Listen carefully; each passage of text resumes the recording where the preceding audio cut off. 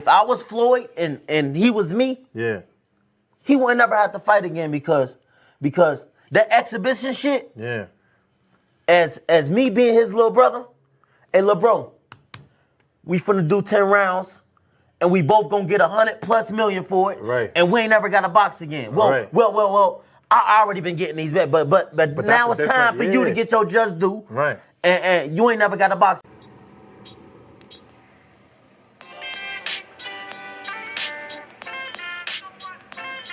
Yo, you know the deal. We back again. We never slacking. Word 'em up. Ladies and guys, whether if you drunk or you high, it's time to pay respects to the illest man alive. If you think you got a point, he'll shrink you down to size. And from there it's downhill like a slinky or a slide. Open your eyes, got a deep connection with the rise, so you might see them jump in whenever they go live. Peep it, this channel blowing up now, it's not a secret. With tons of exclusive interviews to listen to. Them other channels I hate, but yo, they missing clues. They start narratives, sip the goose and twist the truth. It don't take a rocket scientist to get the proof. Just click the live at 4 p.m. Eastern time. But when you chime in, make sure you keep it kind. But if cowards want to debate, then it's feasting time. My man Just do shine, busy all the time. Grind 24/7, 365. Videos he might have 365. My rhyme sick, they make you do a 365. You get a rich if you think you fit to survive. It's Just do boxing, time to click the live. Ain't no beginners, if you soft, you ain't down to ride. I crush you, respect too, it's Just do.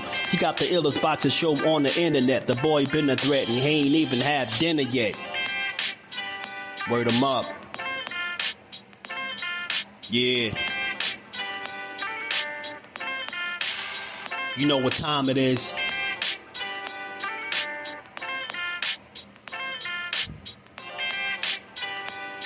$4 p.m. Eastern. Click the link.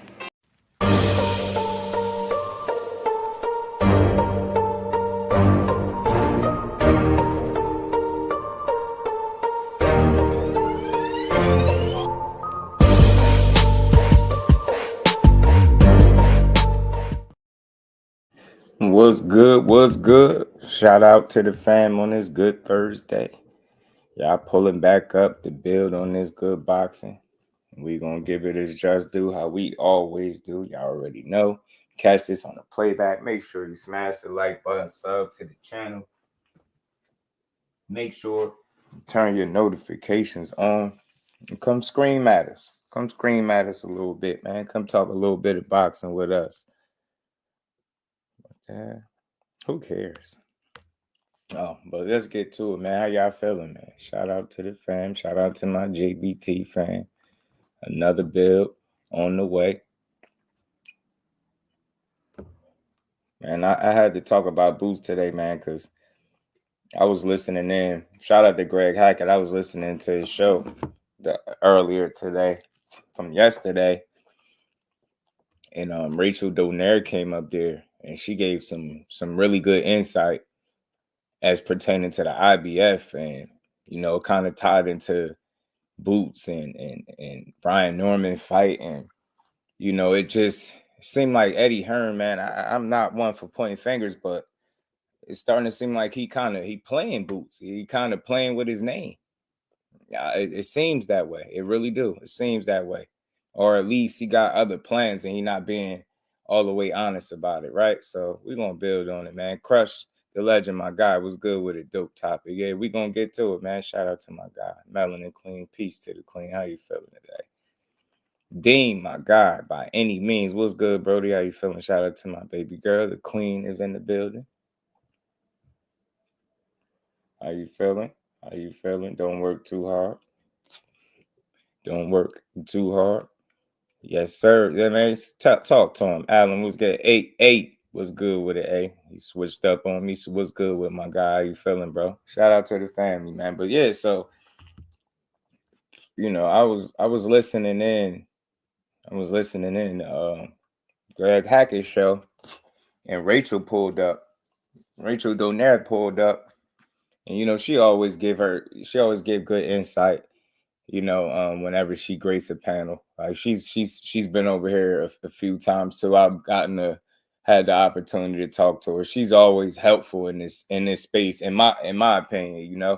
I just think she's always here to kind of help clear up certain issues, and she's very good at answering certain questions that people have as pertaining to the business of boxing. And she be spot on, man, because she's very hands-on, so she would know better than just some random typing in the chat, right? So I respect her knowledge, man, and her her willingness to jump on these platforms and build amongst these men, man. She always hold her own. Mike, what's good with it, Brody? How you feeling? But in listening to the conversation, y'all, because this brings me to my point, and y'all know I'm not one for pointing fingers and trying to blame people, but just hearing what she was saying and how she spoke to the IBF president, it was very interesting, and it was like an earful. And it makes me feel like, either, guys are not aware of, I just can't believe that they're not aware of the rules and different things that are in place. And it seems like basically what I say is he being played by Eddie, because it seems as though, this whole attempt or so we think this attempt to fight Brian Norman was legit, and a lot of people jumped on Team Norman case for wanting X amount of money or whatever the case may be. But it was a couple deciding factors in that situation, like I said, that we didn't really know up until now. So I got to understand a lot, and it seems like Eddie knew full well that this fight wasn't going to happen. It seems like it's evidence on the side of Team Norman that knew this fight wasn't going to happen. It seemed like they was playing with us a little bit, man. But I'm gonna have to play some of that. I'm gonna have to play a little, some of this audio to let y'all hear what I'm talking about and how I got to this point. And if that is in fact the case, then it would appear as though Eddie Hearn is not really doing everything in his power to get Boots the right fights. And now what you're seeing as a result of that, you're seeing complacency, you're seeing an over-reliance on athleticism, and you're seeing like him basically getting comfortable with bad habits that he's allowed to get away with fighting, this less than stellar competition at this point. And that's what we're seeing. And now you're hearing all these different criticisms from Boots about Boots. You starting to hear the hype stuff again. People talking about they don't know they don't know what the hype is about. And I'm telling you, that's the risk you run when you're in there with guys that you're pretty much expected to beat, right? Not these 50-50 type fights that we want to see. You in ones where we pretty much know you're gonna win. And I don't think it's doing him any favors. I think it's allowing him to like establish bad habits and get comfortable. Like I said, over relying on athleticism and just strength and reflexes. That shit is putting him in positions that he don't need to be in. And having less than stellar, performances against less than stellar opposition is not going to cut it when people are running around talking about he the second coming of Roy Jones. And you get what I'm saying? And you got Eddie Hearn that won't shut up, and I ain't knocking him. Every time he opened his mouth, he got the best fighter in the world. One of the best fighters, if not the best fighter in the world. So my thing is this, and I've said it and I maintained this from the jump. If you got the best fighter in the world, bro, I'm not trying to tell you to go broke promoting this dude and trying to get him bread. I'm not trying to say all the onus is on you to make things shake. But again, the responsibility that you wear, because you're essentially responsible for this man's career, man. Let's cut this shit. You're responsible for his career. You are. You make these pitches to these fighters and you make these guarantees that you can do something with them. Now, I get it. Keeping them active, getting them paid, that's always a plus, right?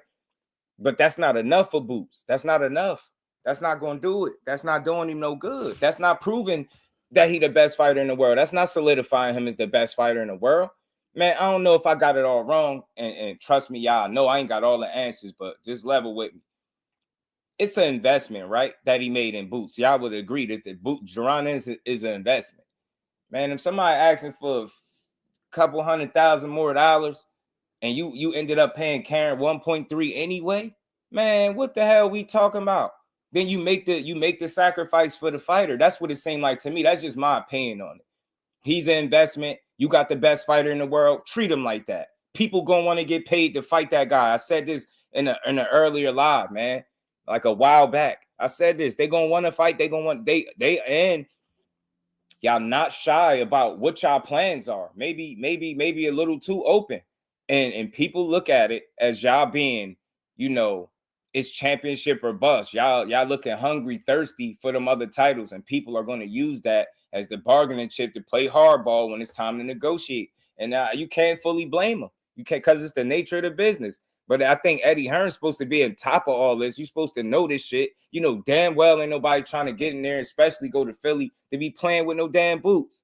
The way he been beating people ass. Y'all know what time it is. So all I'm saying is I ain't saying it's your fault. But again, the way this situation is being handled, you gonna wear the bulk of the blame, in this situation. You wear the responsibility, man. You got to get this guy fights. You got to. And again, why did you even want to sign him if you're not willing to do something different than what these other promoters did? I ain't trying to hear that shit. You ain't willing to do nothing different than them, then don't be surprised if after 3 fights, Boots walk the hell up out of there. Because now, after listening to that little brief conversation and seeing how things is moving and hearing that all the offers was low to all the champions at 47, hearing that a low ball offer was made to Charles Conwell, like everywhere around the board, you're not securing no opportunity that makes sense, and you playing with the people. You playing with the people, and that's why I sided with Brian Norman Sr. He was very consistent about what his issue was. He kept saying it, but people kept ignoring it.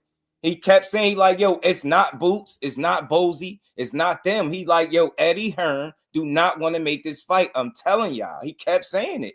And then when you hear, like I said, the little brief conversation that Rachel had up there with Greg Hackett, YSM, and Brian Norman Sr., you kind of get to thinking like maybe he knew full well what was going on in this situation. And you knew damn well that the fight wasn't going to be made. But what you did was you made consistent offers to make it look like you had intent. And I get it. Like, I appreciate the negotiations even taking place, right? And us being able to be somewhat of a part of it from the outside looking in. But if you making offers lower than what you know that man is asking for each and every time, I mean, at the end of the day, you kind of stringing us along. And then you negotiated up until a point where now the purse bid is in place, and now it's no way that they would have sanctioned that fight. They wouldn't even accepted that fight at all. They wouldn't even allow the unification. So I'm like, yo, Eddie Hearn know all of this, and you sitting over here sending these offers, knowing it's not what they're asking for. And that just shit look like a lot of smoke and mirrors, man. Look like Boots is like I seen it somewhere. Somebody said Boots is stuck between a rock and a hard place. I agree 1,000,000%, yo. I really do. Ray Patterson, what it do, my Jersey brethren?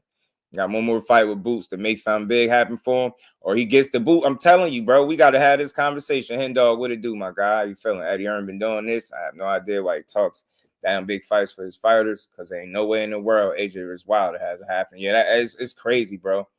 We know him trying to get as much money as he can, ducking, bro. Yeah, it's tough, man. It's crazy.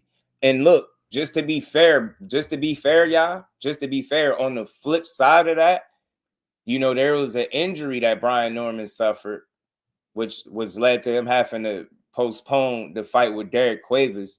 And to my understanding, he wouldn't have been ready and cleared to fight no way.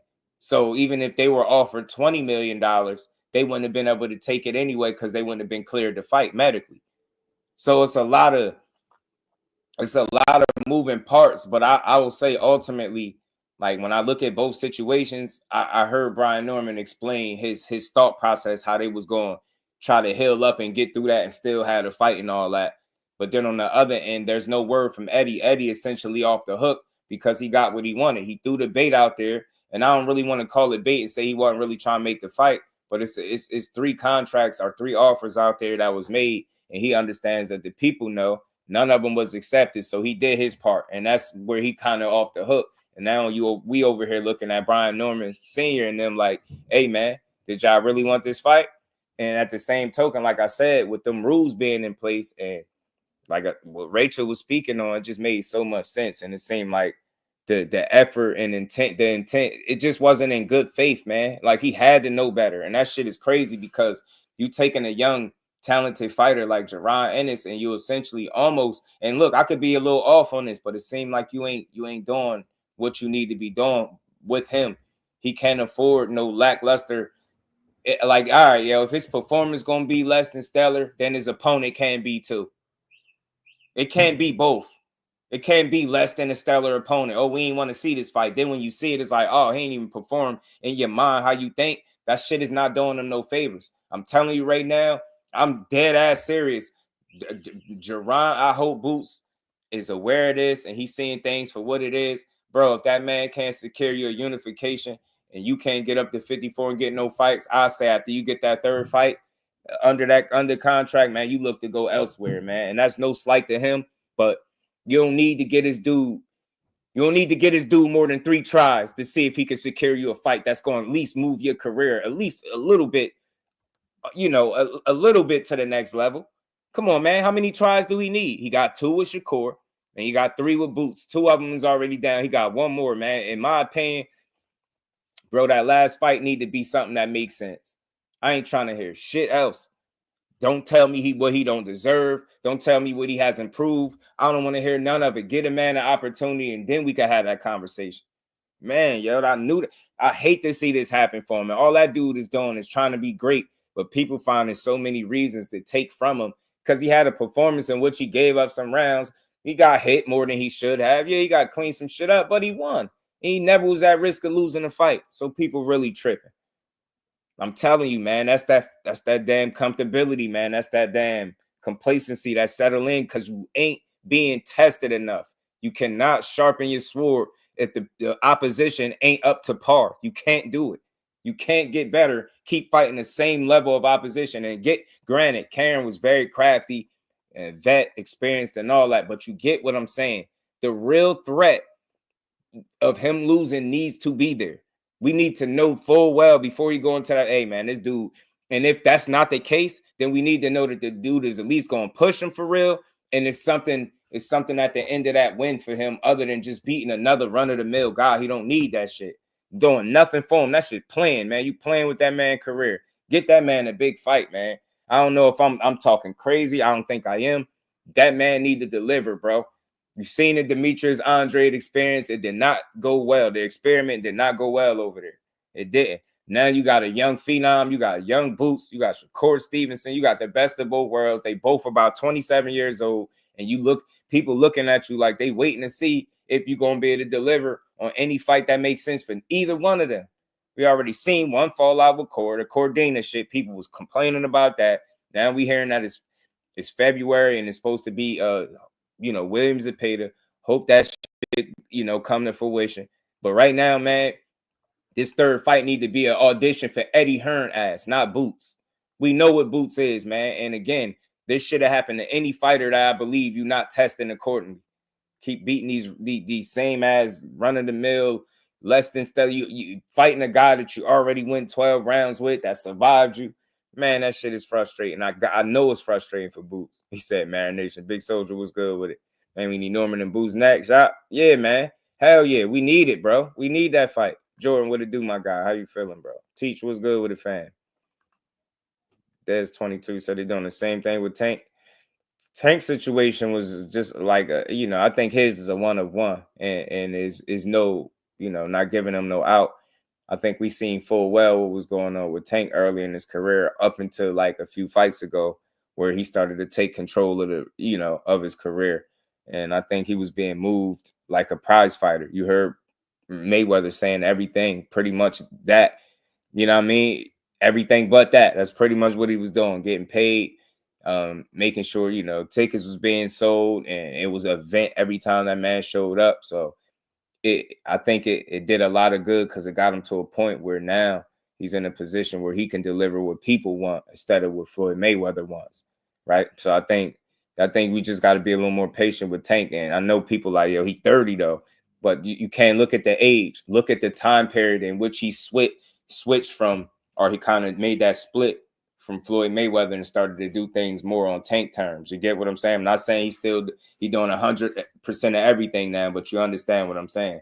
it don't seem like it's the Mayweather blueprint. It's Gervonta Davis and what him and his team coming up with, as opposed to somebody trying to move them in a way that financially benefits that individual, being Floyd Mayweather. So, and that's no slight to him. It's all business at the end of the day. Like I said, if you got Tank, that's an investment. And if you smart, you know what kind of money that you're going to make with him. So I can't fault Floyd for the way that he was moving him.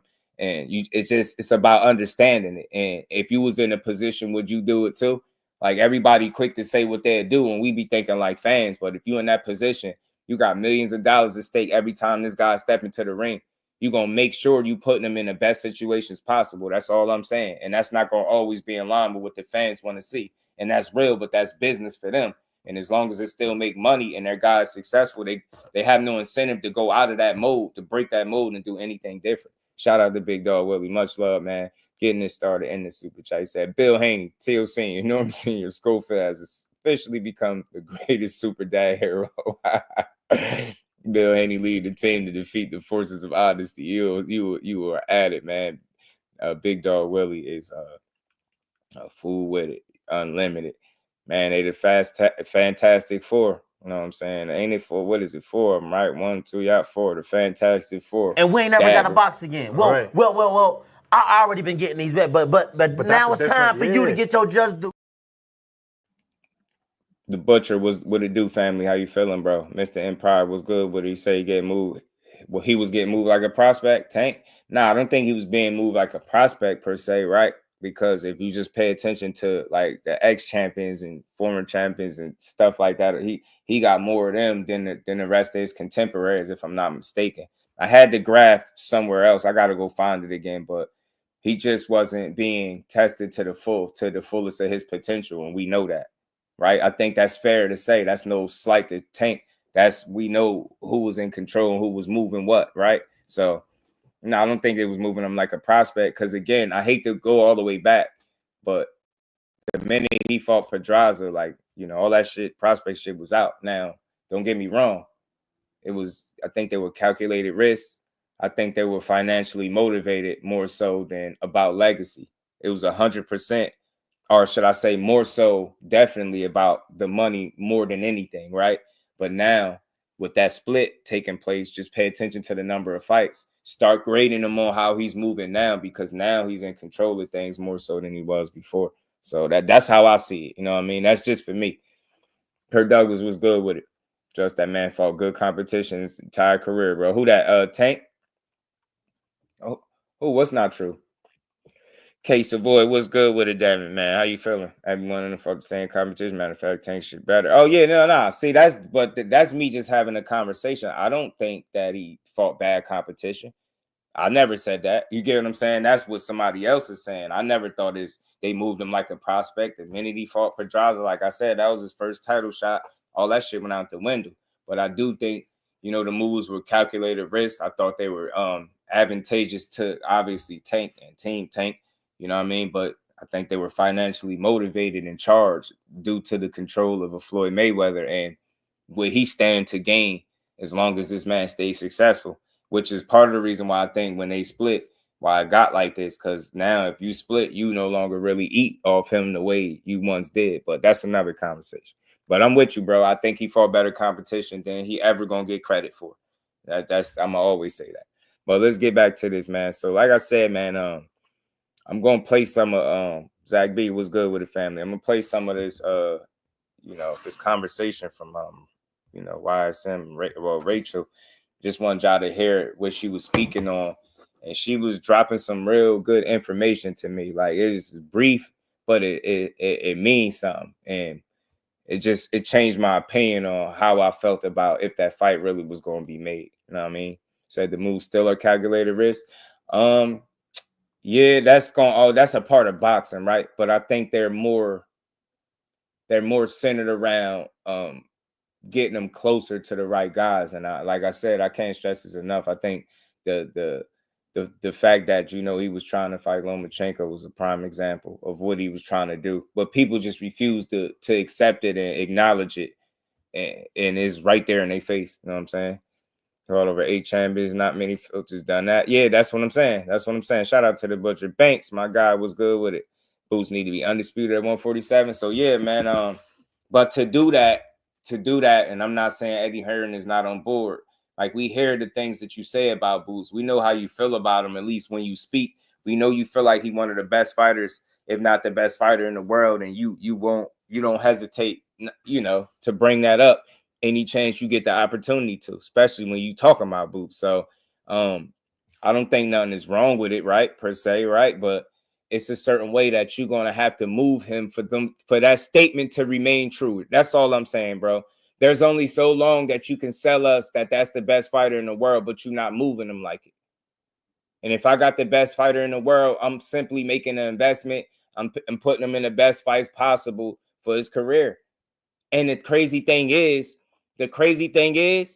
he don't have to move this way with this guy, because they're with the fights that he won, those are all winnable fights. It ain't like, most scenarios where if you really truly chasing undisputed, that's going to come with you fighting some of the best fighters in the world, and you might really have a really good chance at losing.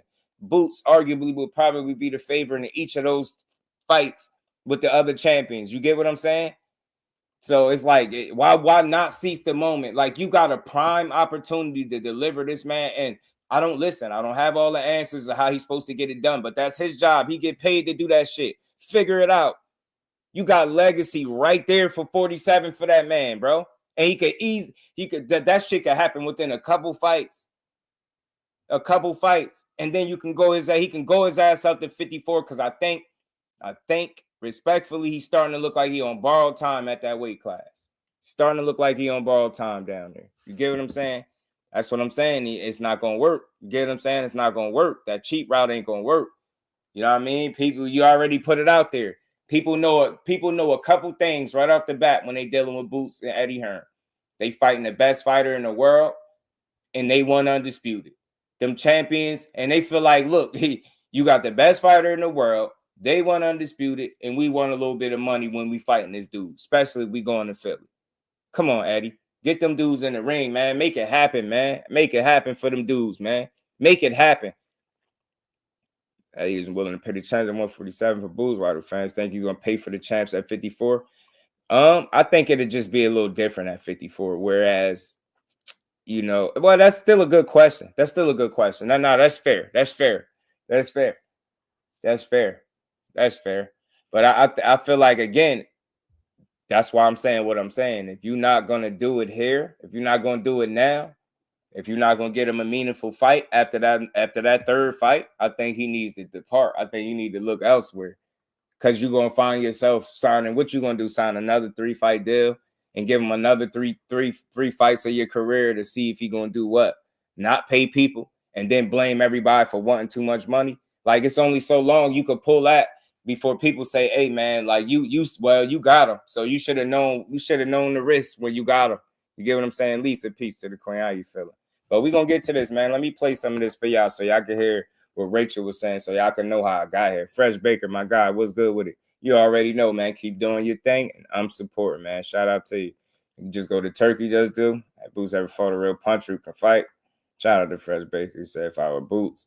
I mean, look, if I were Boots, I would demand, like, as best I could, whatever his position it is, I would demand a meaningful fight. And I just don't think that's too much for him to ask for.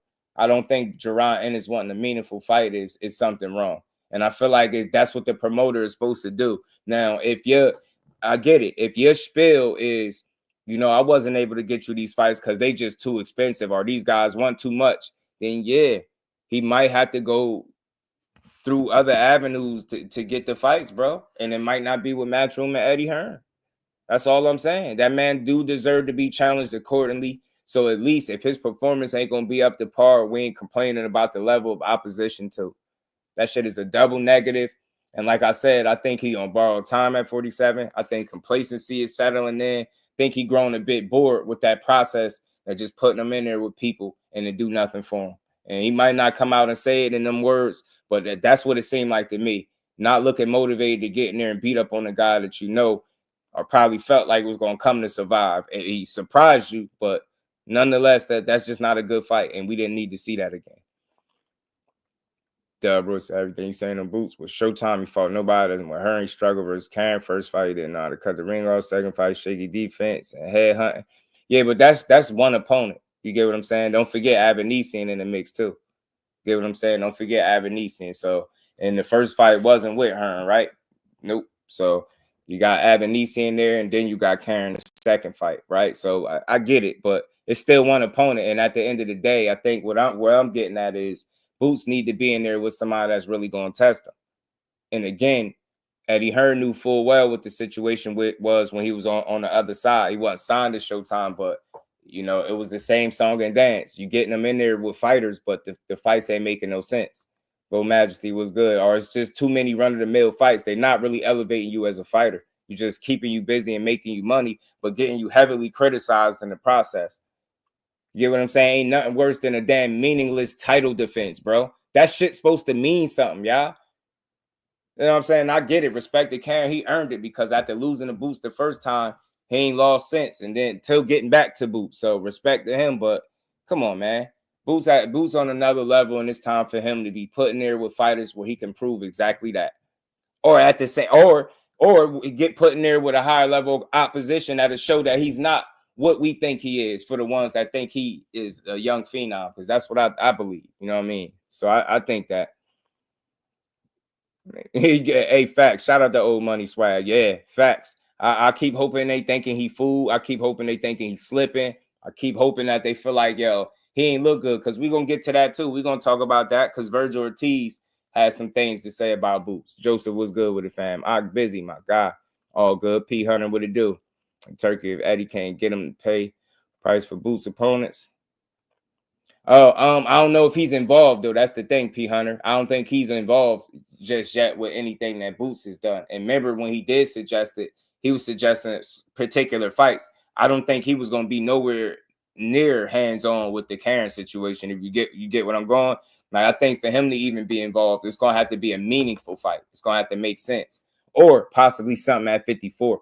I think that's P. Hunter for me. Maybe that's when I think Turkey will come into play. I don't think we'll see him have hands on anything Jaron Ennis as long as he's at 47, if that makes sense to y'all.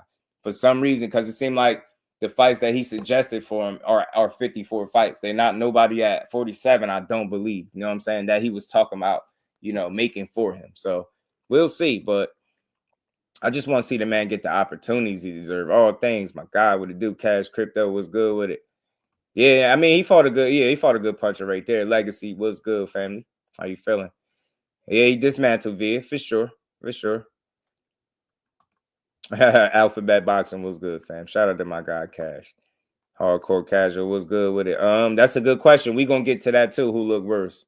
By Loma, but I respect this game. Yeah, I respect Loma. I was turned off by the way they overpraised him. You know what I'm saying? By the way they overpraised him, but I always respected the talent. You know what I'm saying? And the skill for sure. But like I said, man, the end of the day, man, Eddie is gonna have to. It's gonna be sink or swim, bro.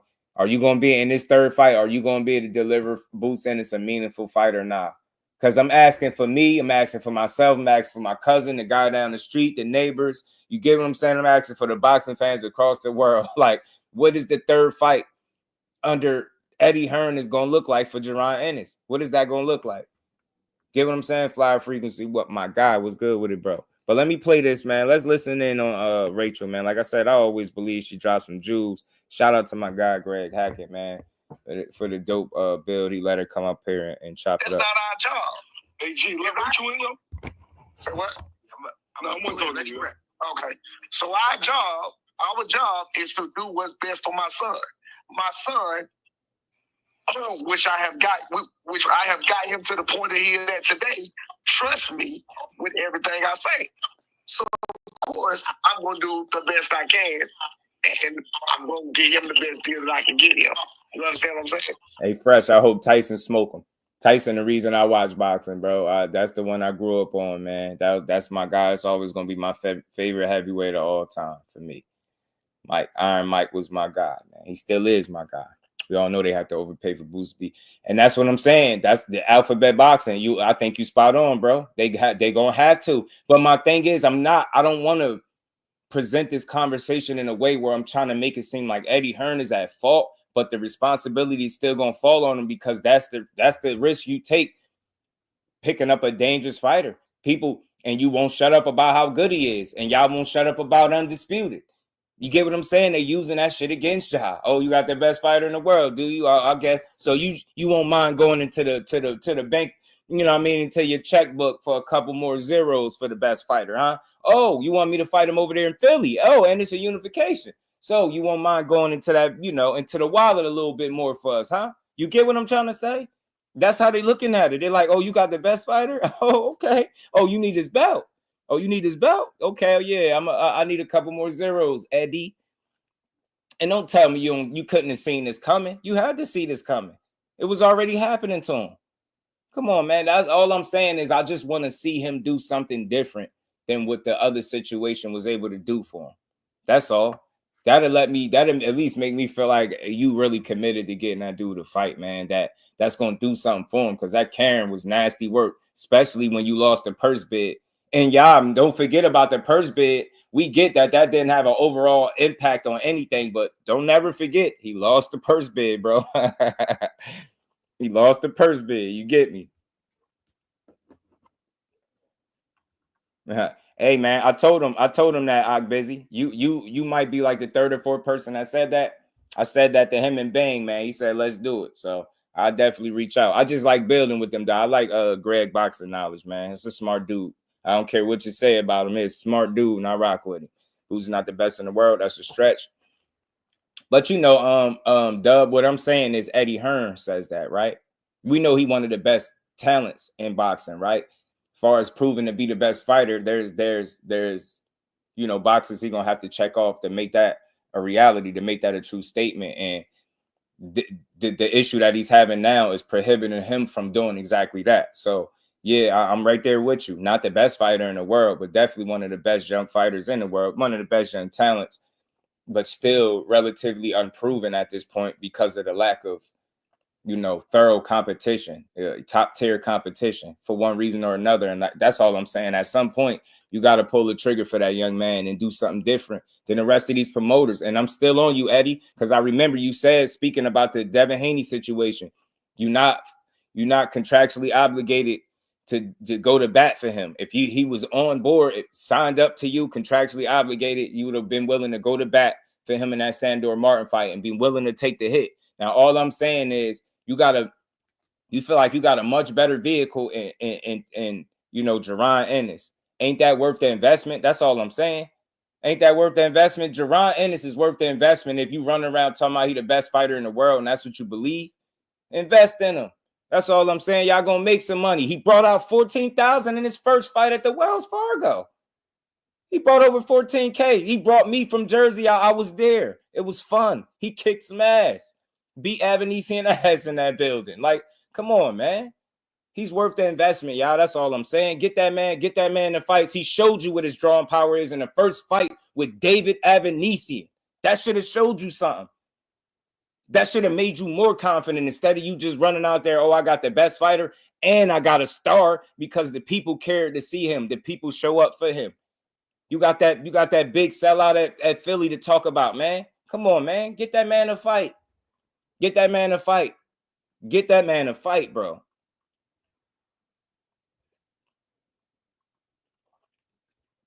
Right. He got some work to do, bro.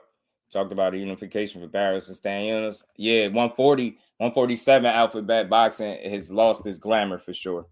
And it's unfortunate, but it did. Daniel, what it do, fam? How you feeling? Tell you what's good with it, family. How you feeling? But let's get to this, man, so y'all can hear what Rachel had to say about this situation. I'm going to get him the best deal that I can get him. You understand what I'm saying? As Stretched well out as boxing. The risk, Peace, right? family. So a certain risk that you're not going to be willing to take. I understand. Based on prices, right? All right. Fuck the prices. You're looking deep into that. I'm looking at how to manage business. You saying you're responsible for the business, so you mitigate risk. Which means if a certain risk factor seems not worth the pay, you're not going to take it. Absolutely. Right. Well, actually, Senior, can I jump in on this real quick? Because I'm gonna let you.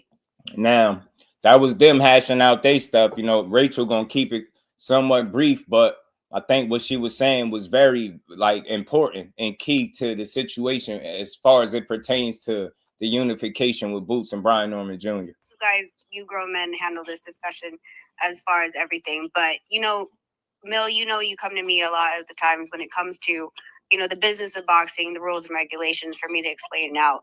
And one of the biggest things that really irked me is that the biggest content creators, shout out to you, Old Money Swag, you already know, going bro, around and triggering, and let's just call it what it is, because if you called Nonito a duck, I'd be coming after you too.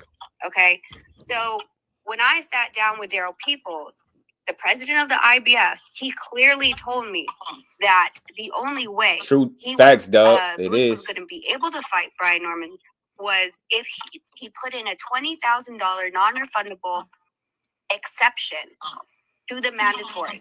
Okay, you hear what she's saying? Rule book. You guys can all look this up. Listen to her. Brian Norman. I want y'all to really hear what she was saying, yo. She was dropping some jewels. These are things that I don't know. So for me, I love information. I love being put on game. I love being made aware of things that I did not know existed in the sport of boxing. And Rachel is one of the best people for that. She do a hell of a job, man. And don't take a side. She just go out there, give you the information, and get out the way. Was if he put in a $20,000 non-refundable exception to the mandatory. Okay, this is in the rule book. You guys can all look this up. And if you want, Mill, when we're done, I'm going to send you which numbers so you can send it to Greg. So July 30th Facts, guys, is when the mandatory was called, and they had 30 days to negotiate with Karen. August 14th, around that time, mid-August, is when they started reaching out to Norman's team, as far as I understand. Here's the problem. Once Karen went over to the IBF and said there's no communication, we demand an immediate purse bid. August 19th, the purse bid set. It is also in the IBF rules, and Daryl Peoples agreed to it and said, yes, you are correct. Once the date of the IBF is set, you cannot go for a unification bout. It will be denied. So, did you hear what she said? Like, this shit is real to me. Like once that purse bid is in play, there's no way that they're going to even accept y'all two fighting for unification now. You know this, but you still carried about with the offers and going about it and saying they wanted this and that. But all I'm saying is it don't matter what they wanted. It don't matter if they wanted less than what they was asking for. At that point, it wasn't going to happen because of the time frame. Once that purse bid got issued, it's over with. It's over with. And then look, just to be fair, because I'm a real one, on the flip side of that, you're going to get into the injury that Brian Norman suffered that wouldn't even allow him to take the fight, even if Eddie Hearn was offering $20 million.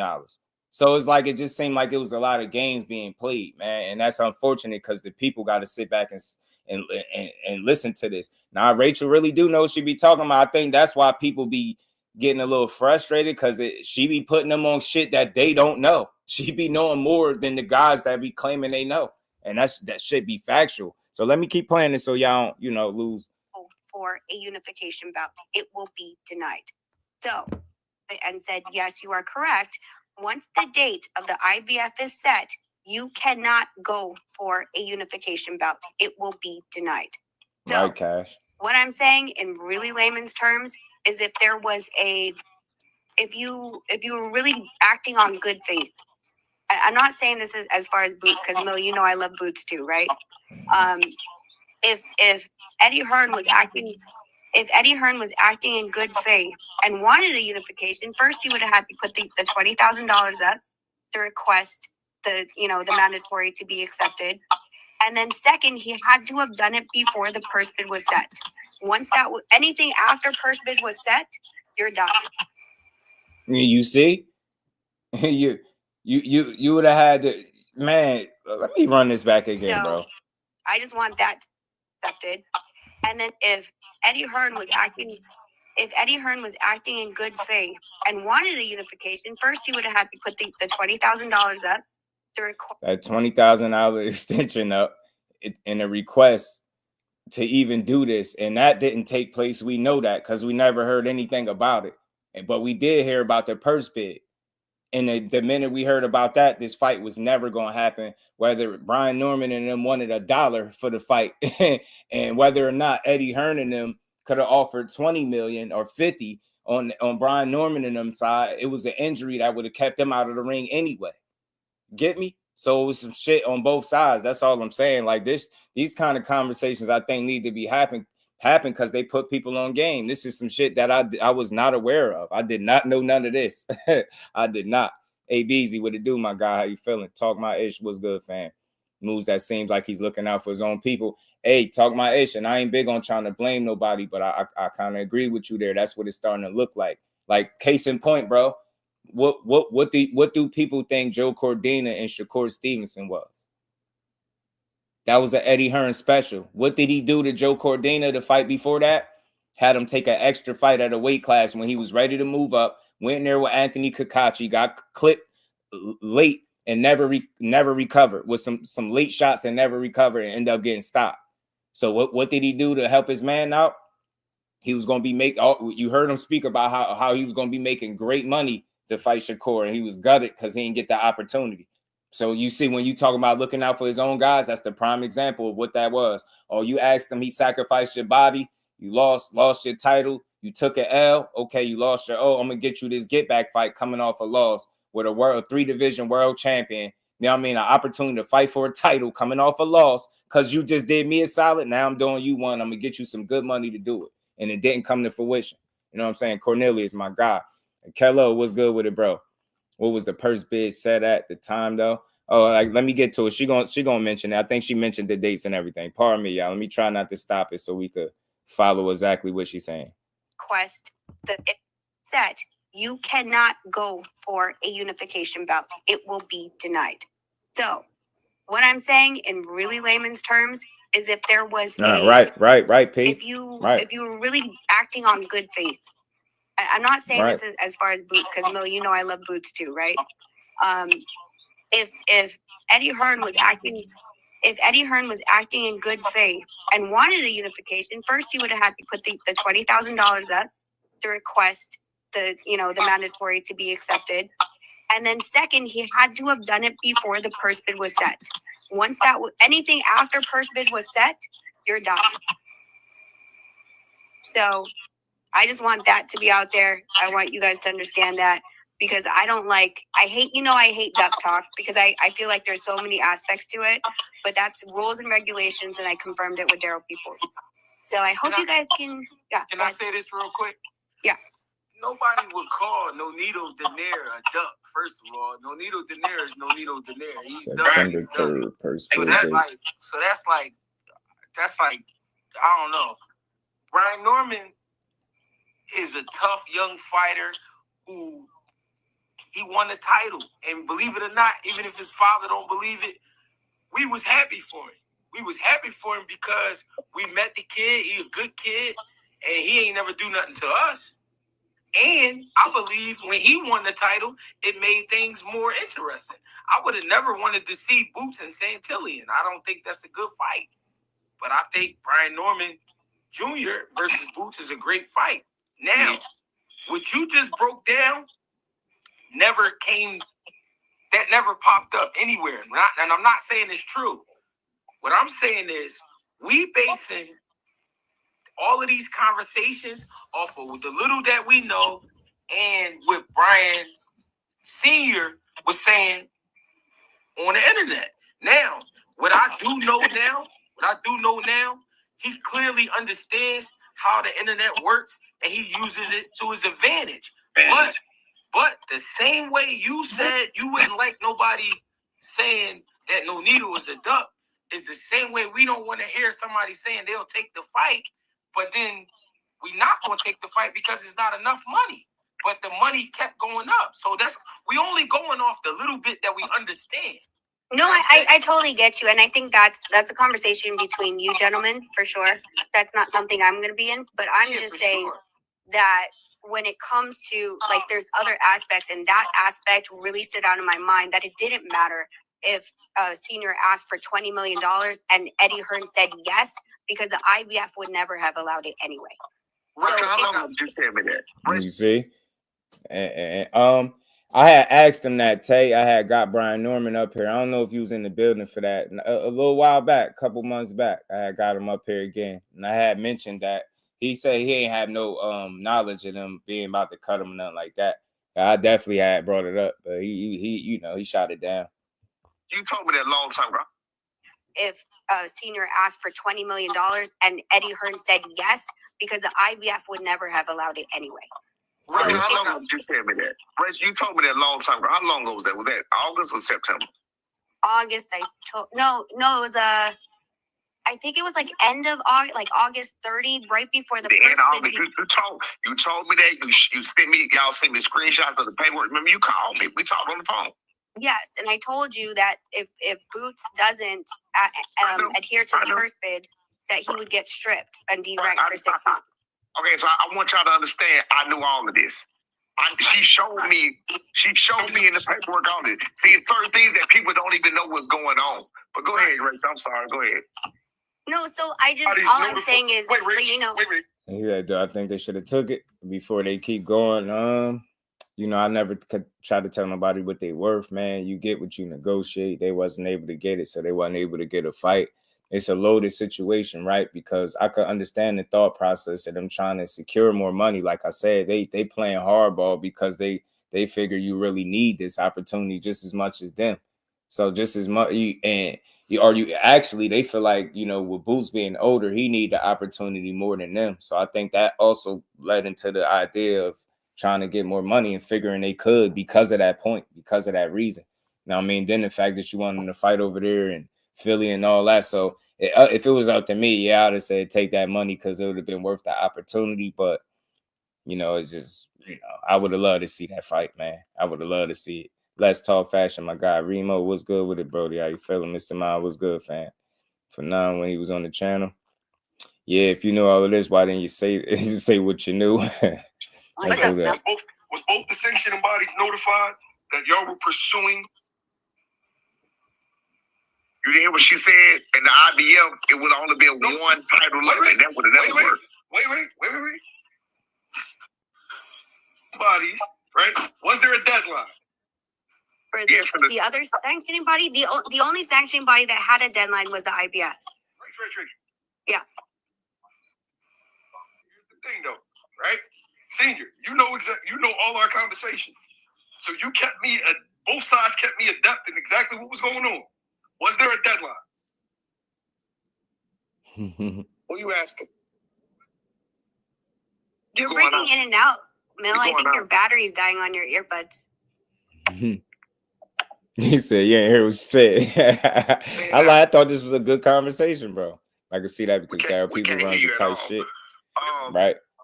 And this is where she getting the information from, P. Hunter, directly from him, Daryl P. You notified the WBO, correct? We have to know about the WBO yet. But if my only question would be, I think I think that's what you was just asking, P. Hunter. If he knew all that, why didn't he say nothing? Like because right when she got done saying all that, you said you knew this already. So it makes me feel like, so you knew the fight wasn't going to happen too? That's why it just seemed like it was some gamesmanship on both sides. No, yeah, that's what I said. We did not. No. You didn't notify the WBO? I don't know what anybody did, but we didn't have, I don't know what they did. I don't know what happened behind the scenes over there. I don't know.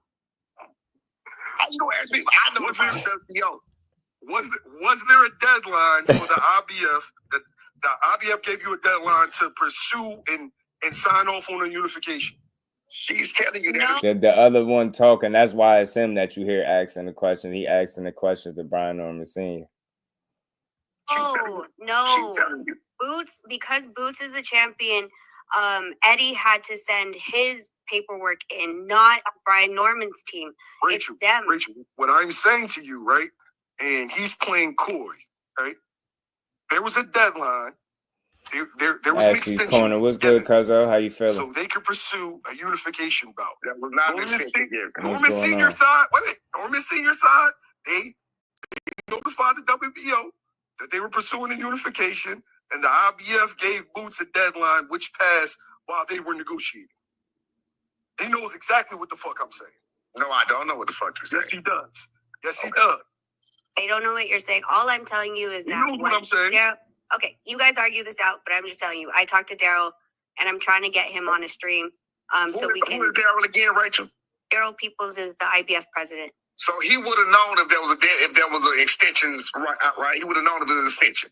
From what I talked to him at the WBO in Puerto Rico, he said that August 14th that they were notified, and 5 days later they sent out the notification for the purse bid date, August 19th.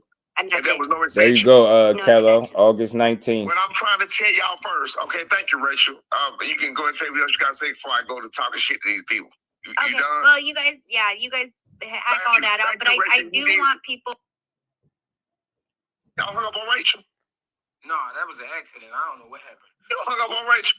No, I didn't. That was an accident. I don't know what happened. Go ahead. Check it out. Check it out. Let me say this. Rachel had already told me that. I want to hear that one, bro. So look, before I even play any of that, if y'all was still interested in hearing more, because it was still a good conversation that they was having for the most part when they was talking about the situation at hand. But that right there is why, I asked the question. I posed the question today, man, is Boozy even being played? Because, it was some discrepancy in communication, right? And getting things back and forth. And this dude and his pop's all ready to go, but you know full well that you're not in a position to deliver the fight. You done ran out of time, but you still carried about as if you really was going to, put this fight together, and that shit just was out of your hands after a while. So, and like I said, just to be fair, on the other side, you got an injury that Brian Norman Jr. suffered that would have kept him out of the fight no matter how much money they was offering to him. So it would have been crazy. Y'all give me 1 quick second, smash that like button for me.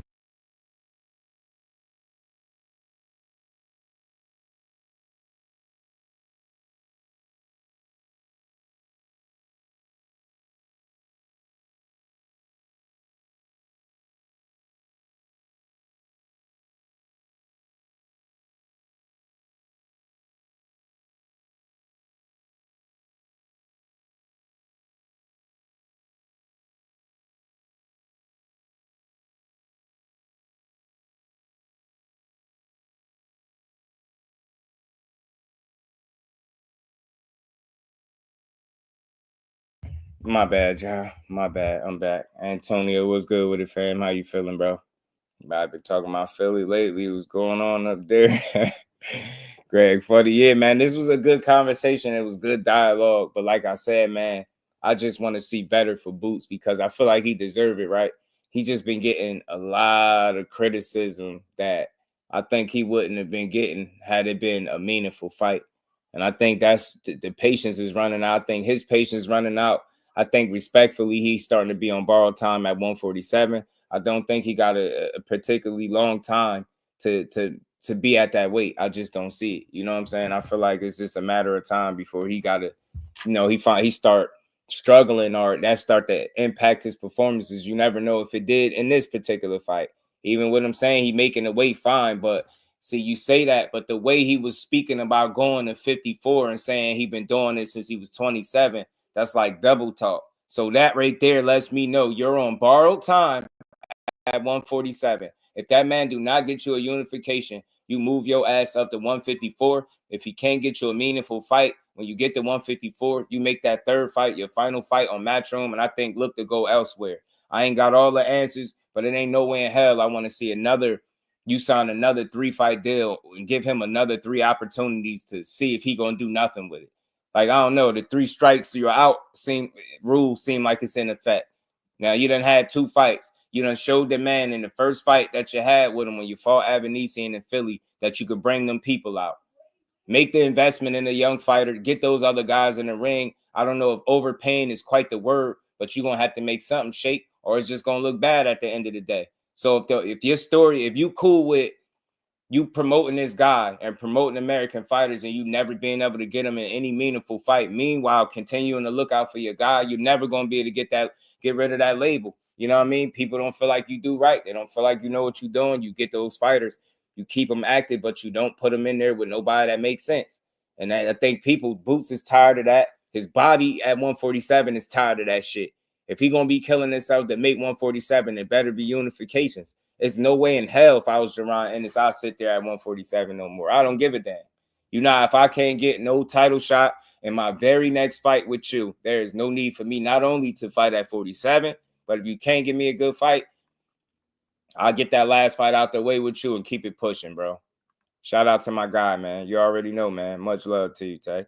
Rick Timms, my guy, was good with it, especially being a belt holder, a 10-pound rehydration. Hey, and that's another point. I'm busy, and I didn't even think about that. So he doing that as well, bro. And you heard it in his voice. You heard it with what he was saying. Hey, man, I'm 27 years old now, man. I've been here a whole career, like. But you get what I'm saying. But you saying like you were saying like you making it comfortably. But at that same token, you was too willing to express thoughts about going up to 54, almost as if you was ready to abandon shit when it comes to the plans of being undisputed. Get what I'm saying? So that's where I'm at, man. Shout out to Eddie Hearn, man. I hope you can make good of you know, these opportunities for these fighters. But right now it's just looking shaky. It looked like you really don't have nothing really to offer this dude right now, or you can't do nothing different than anybody else. And if you're not willing to do anything different than any other promoter, what was the point of picking them up? I don't get it. You know what I mean? I don't get the understand. I just don't get the point. Man, you need to do better. How you let Rachel tell you about how the rules work? You should have the rules highlighted with notes. Yeah, man. I love the way Rachel be breaking it down, man.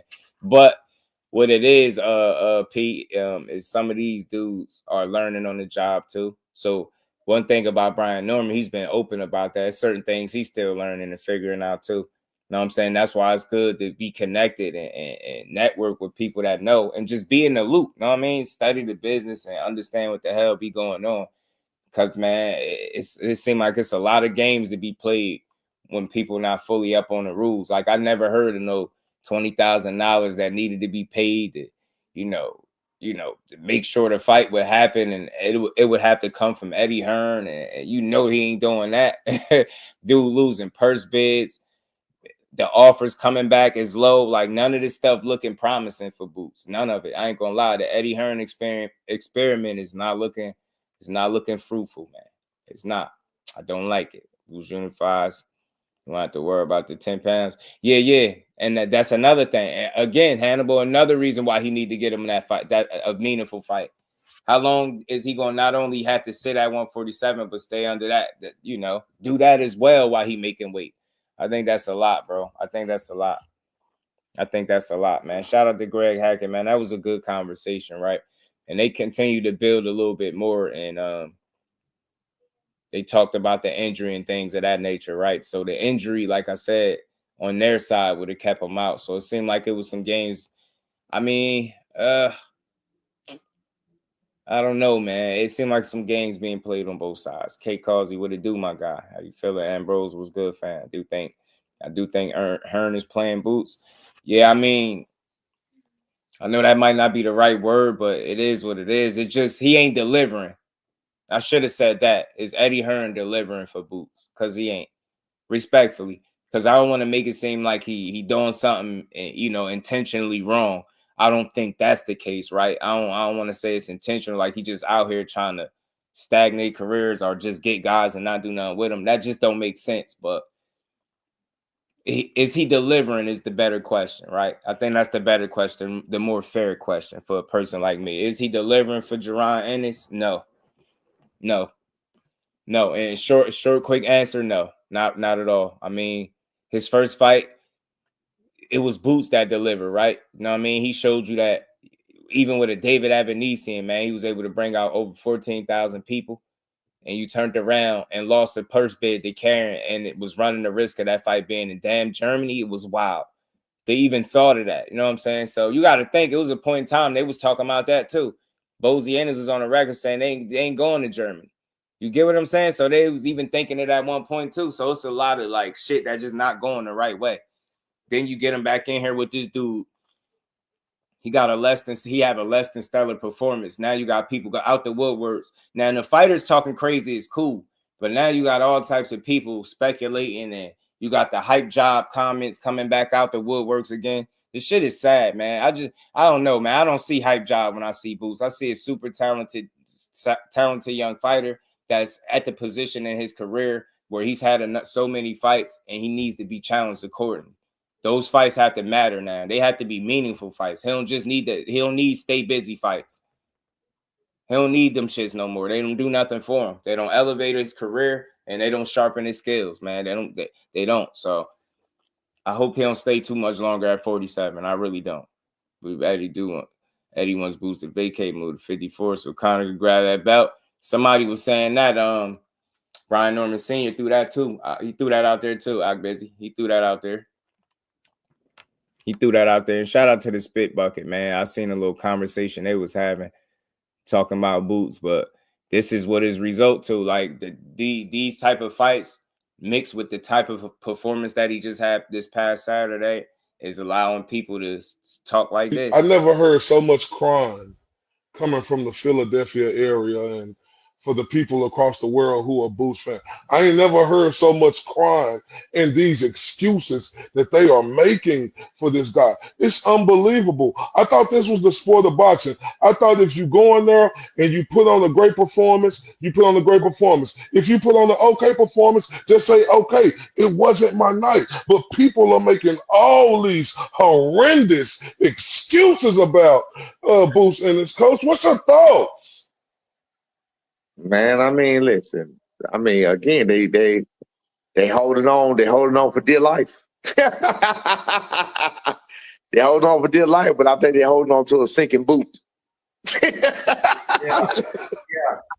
I don't get it, dog. Like, I don't get it. And again, and look, you know, I don't like sharing, you know, our side combos, but I told Craig on Saturday, he told me the same thing. Like, I haven't been blown away by Boots Ennis yet. I don't see what all the hype is about. And that's not a knock. He's passed the eyeball test and stuff, but to good fighter. To say that you can beat Crawford and then to say, Norman don't deserve a fight, like we're talking about as if he's a legend already, which is crazy to me.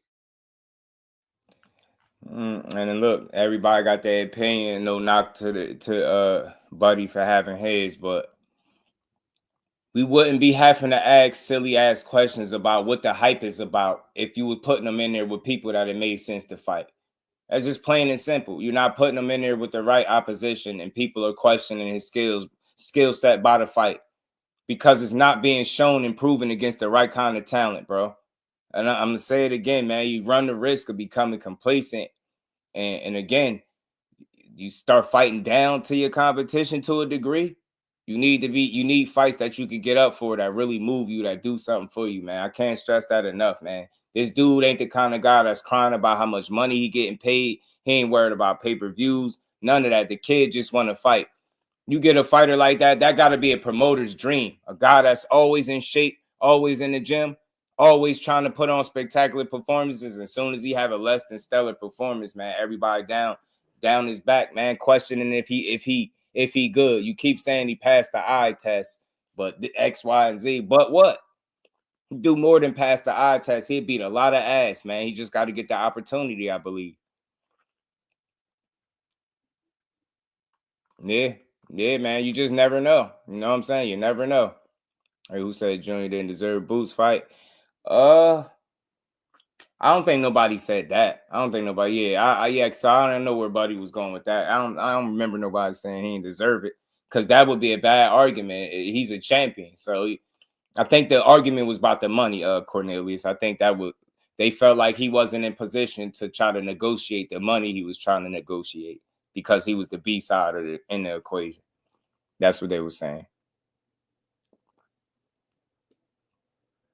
Seemed like Boots has made some bad career choices, taking the IBF belt after Bud was stripped of it, and signing on Eddie may not have been the best decision for his career. That's a good point. Matchroom giving guys instant gratification and money, but in the long term, Matchroom ain't the right move. I mean, Cash, ultimately what you're saying is if they can't deliver and the only thing they could deliver is money, they only deliver on half the bargain. Am I right, Cash? Because that's one side of it. Yeah, you're supposed to get a guy paid, but you're supposed to be able to advance his career right to the next level or get him fights that put him on a, you know what I'm saying, in a good light, right? Give him fights that, you know, people want to see from him. And you're not able to do that, and the only thing you could do is get him fights and keep him paid, that's nothing different than what you did for him. So that's not enough for Boots. Boots need more, man. He deserves more than that, bro. He really does. He really do. Ambrose said, my question is Hearn earnestly trying to make the fights at 147 for Boots? And that's what I'm saying. It just remains to be seen. I got a bit of a question mark there myself, because the way this situation was handled with Brian Norman Jr. and, you know, the other offers to the other fighters, that, you know, I'm not going to forget that Stan Jonas said that money wasn't even worth talking about. He said it was laughable. I didn't really hear much from Barrios. I think he might have said he ain't getting nothing. So I don't know. It just all looked bad. And then when you heard about the Charles Conwell situation and him being offered low money as well, it's like, then you lose a purse bid. So you just keep thinking about it. Think about what I'm saying. Then you lose a purse bid. The situation where you would have had to pay $20,000 to even make the unification, to get an extension to make the unification go through. You wasn't willing to do that, obviously, either. So it's just a lot. It's a lot. I feel like he missed the ball in some areas, man. So, I mean, I think you can say that on both sides, to be fair. Maybe Norman and them, maybe they team Norman, not the fighter, because he ain't have no play in this. But maybe they overplayed their hand, and maybe Eddie missed a few shots on his side. That's what I'm saying, Banks. That's it. If it ain't belts, I don't know what else is going to be. He can only afford to pay his fighter. Jerry was good. Hannibal said these guys ducking Boots. I think it's a little bit more complex than just flat out ducking them, right? I think it's a matter of guys wanting to get paid accordingly to fight him. And I think they're going to bargain with the belts to get in there with him, because I think guys feel like they could weigh him out or either go in other directions and make other fights. You get what I'm trying to say? And he don't want to get into a situation where the champions are not willing to fight you, but they willing to fight each other. And that's something that could happen too. You don't want that to happen. But at the same token, Brian Norman Sr. said he's more than confident that his son could beat Boots. And he said they're going to make that fight. They're going to make it. So we'll see, man. But I just thought that was an interesting conversation in terms of Eddie Hearn. And like I said, y'all, maybe the better question, instead of is he being played, is he delivering for Boots right now? Because this don't seem like it, man. And like I said, he facing a lot of extra criticism because of it. Matchroom has money, and that's the frustrating part. Do they? You know what I'm saying? Like, why you can't get these dudes in here, man? Yeah, right. Roger was good with it, bro. Tyson versus Paul. We're gonna talk about that too. We can talk about that some too, man, because that is a real card nonetheless, because they put real fights on it that I want to see. You know what I mean? Shout out to Shadeja Green. She is on there. Shoo on there. Amanda Serrano, Katie Taylor running the back. They on there. That's gonna be a good card, y'all. So let's switch gears a little bit. Then we're gonna get into what Vergil was saying about Boots too, man. But let's switch gears for a second. Look, look, this is the card is good. It's pretty solid. You know, it is what it is in terms of like the main event, right? I know people don't really care too much about that. But Mike Tyson is my guy. That's the guy that got me watching boxing, man. I grew up watching people be scared to fight Tyson and him punching on guys and shit like that. So knocking people out, people being mad that the fight's over fast as hell that they ordered. You know what I'm saying? I'm used to that. I grew up on that. You know what I mean? I'm always rock with Tyson. So a part of me is like, shit, if you 58, bro, and you still can do this, go out there and do it. I mean, shit, he training his ass off for this fight, I tell you that. So he definitely taking the situation serious. That's for sure. You know what I'm saying? That's a good sign, right? Taking the situation serious. Tyson coming out here like he trying to knock Jake Paul head off.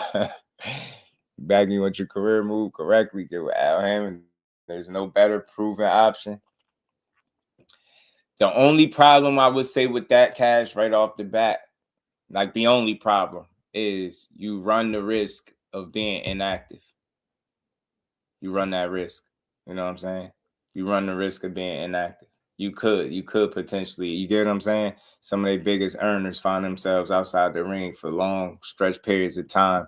And although making those lump sum paydays, you know, per fight might be, you know, good, I don't know for longevity how good that is if you're not able to get in there enough, right? And constantly sharpen your sword. So that's the only issue. Other than that, I get it. You know, I understand that, man, get it done. But that's the only issue that I could see, like right off the bat. You know what I'm saying? Right off the bat is inactivity of fighters. That's it. You know what I'm saying? I can't believe Paul is going to make more money from that fight.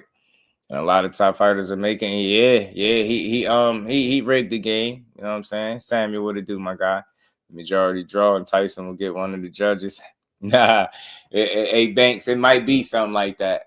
It might be something like that. But it was funny watching them go at it. Like, did y'all see some of it? Did y'all see, you know, Jake Paul and them? You know, Jake Paul basically bet everybody, you know, for picking against him. Let's play the little clip. Let's roll the clip, man. I know I'm the clip king. Let's roll the clip. Look at what Eddie ever made. I don't understand what any of them guys want with big fights. We'll go to Eddie. I think Zach B, I think part of it too, bro, is the opportunities. What opportunities do you have that's being presented to you, right? Who's actively showing interest in seeking you out? And I think if you look at it from that perspective, fighters feel like if you're actively seeking me out and you provide me with something that I want short term, that's where he's winning at, right? You know what I mean? He was eager to pull the trigger on Boots and Core. You see what I'm saying? So I think that's what it is, right? That them short-term situations. Because think about it, Boots got 3 fight situation, Core got 2. You need none of it is long-term, but who else did we hear was making a push for Boots or Core, right? And the fact that I don't think we heard about anybody else, there wasn't no type of bidding wars over either guy. If not Core, you feel like he ain't worth it, then Boots should be, right? Worth more than just Eddie Hearn pursuing. And it just seemed like, why was he able to beat everybody in both of those instances? So I think that's part of the reason why they would go on board with a guy that's, you know, actively pursuing them and showing interest in them. That could be true. B-Dog, what's good, family? How you feeling, bro? Old school in the building. What's good, fam? Jake Paul's making more money than 95% of boxers all boxing, man. He is, man. Got to deal with pro box. So guys really been getting their work in low key. Yeah. Nah, that's no doubt. And I love it. Cash, I'm with you with the pro box. And that's not me trying to take a dig because, you know, I ain't got no personal gripes with PBC, but that's the only thing. If you just look at their top earners, some of their biggest stars, like right now, look at this. Did 2 situations. One with Earl Spence. Look how many different dates, right, that he had. And just for them to go silent on it. Now we don't know when he coming back. We don't know when they expect it. Then, you know, they bit one of their other top earners and Tank Davis having to put out a date and it not come to fruition, right? It's obviously some issues there. So that's the only issue I would see. You know what I mean? Inactivity. Right. Yeah, you shout out to old school. So yeah, man, look, I know knock on Eddie. Like, I think he's doing what he can do. Like, I ain't saying he's supposed to move mountains, but you just, my feeling is if you're taking on a fighter that you know has a history of it being difficult to get guys in the ring, I think part of accepting the job is understanding that there might have to be something different. I don't know what that something is because I'm not a promoter, right? But there has to be something different that you're willing to do for him that other guys couldn't. So if that's solely getting them paid, then I don't see, you know. I mean, shit, that's half of it, man. That's not gonna do much. So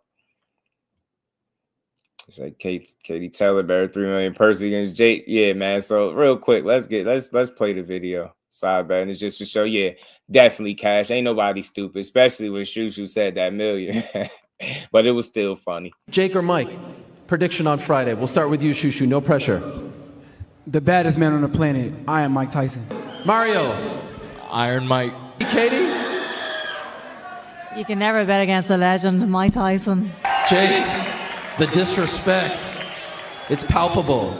I love it. I love it. You know, hey, when I see dumb people saying dumb predictions, I just feel bad for them. So at the end of the day, who wants to bet on it, huh? Does anyone want to bet on it? I'm shaking hands. So how much we want to bet on this? You said, Mike, how much you want to bet?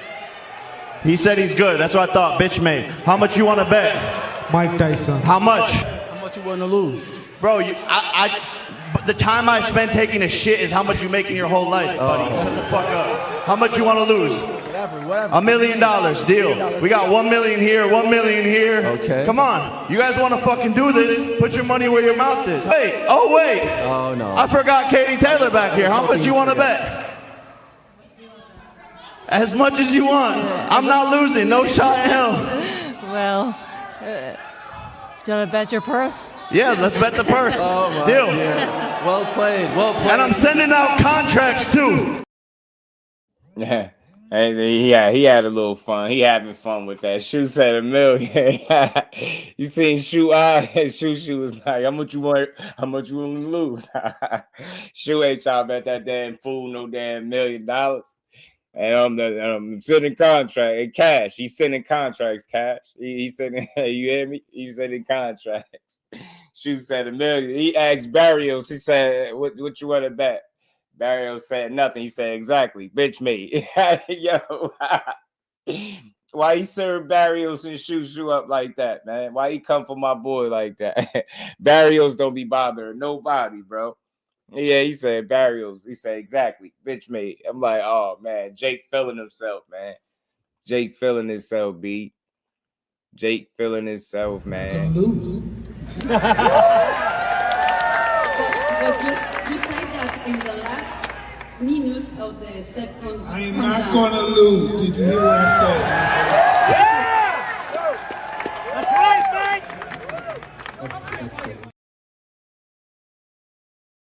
You see, Mike. You hear what I said? I'm not going to lose. Better stop playing with Mike. Yo, yeah, Ambrose. Yeah, he wild. Wow. Hey, I'm busy. Jake a wild boy. Jake a wild boy, man. He disrespectful, man. Disrespectful, bro. Disrespectful. Tony Bellew had got at him, though. Tony Bellew stole a mic for a second, bro. Whatever Jake doing boxing need to go that route. Just it's the show, trying to be the show before the show, trying to really be open about being open and willing to sell yourself. That's what Jake is willing to do. Like this damn idiot. And I say this with all due respect. He's a funny guy, bro. This fool said after he beat Mike Tyson, that's gonna make him the face of boxing. And you know, and then the fight with him and Canelo is gonna be the biggest fight in boxing. And he gonna beat Canelo and get the biggest upset in the sport boxing history. Like, and he really say this shit with a straight face.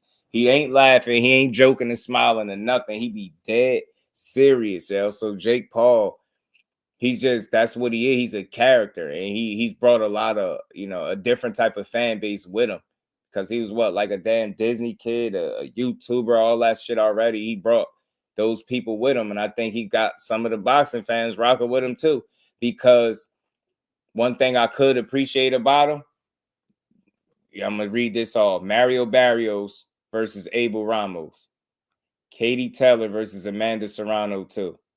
You got Lucas Body fighting an undefeated guy, Armando Casamanica. I don't know him. But then you got Shadeja Green, Melinda Watpool, Bruce Carrington fighting. You get what I'm saying? When I see that, when I hear these matchups, he's sharing the rock. You get what I'm saying? That's what I like. You already know, Cal. Appreciate you, bro. Shout out to you. Hope everything good. I respect Jake for starting boxing in his 20s. I respect that, and I also respect the route that he took wasn't the traditional route. So the opponent selection is not going to be what you expect. Like, people expect him, and I get it because of the way he talked. He talked like, you know, he took the traditional boxing route, but nah, his opponent's going to be carefully selected because he don't have no deep amateur background to speak of. So he got to get it a different way. But it's working. But like I said, he's passing the ball, which I like. He giving people opportunities to shine with him. He could just be trying to hog the spotlight and just do it for himself. He got MVP promotions popping crazy. He got Shadeja Green. She lit her outfit. Her fight outfit is fire. I can't wait to go out here and see her win. You know what I mean? I got to call these fights tomorrow. Amanda Serrano, Katie Taylor, too, is a banger. That's a banger. Shushu fighting anybody is a good fight. You get me? So he put some Lucas Bobby. He put some real people. Oh, he got Mario Barrios and Abel Ramos. That's a good fight. That's a title fight. That's a good fight. Then he fighting Iron Mike. I ain't going to lie, man. He put this one together. I ain't going to hold you. I'm a boxing fan. He put this one together. They put this one together. Whoever was responsible for putting this card together with the matchups that we really like truly gonna be like wanting to see. But a part of me want to see Mike because he Mike, right? That's just me. You know what I'm saying? And you ain't got to pay no arm and no leg for it or none of that. I ain't mad at it because you got a choice. You ain't even got to watch it. And the fact that it ain't got to cost you a bunch of money, like I said, man, yeah, man, let's enjoy it. Why not? Let's enjoy it. You know what I'm saying? We got legit boxers, bro. You know what I'm saying? I like it. Tyson could count on this dude and lay him out. Hey, Rosa, I hope that's what he do. Hey, Cal, I hope that's what he do. I hope that's what he do. I ain't lying. Because it's Mike, though. I ain't going against Mike, bro. You know what I'm saying? That's my guy, bro. I can't go against Mike. Nothing personal. Shout out to Jake. Because they... Yo, Rosa is a fool. He said, I put it together. Shout out to my guy Roger, man. I know, you know, what would boxing be without my guy? You know what I'm saying? He put this together, Jake. You know, he put this together, Jake the Frog Paul. Yeah, man. I try to, you know what, Cal? I seen the criticism and I just took a step back and I tried to analyze it and see it for what it is.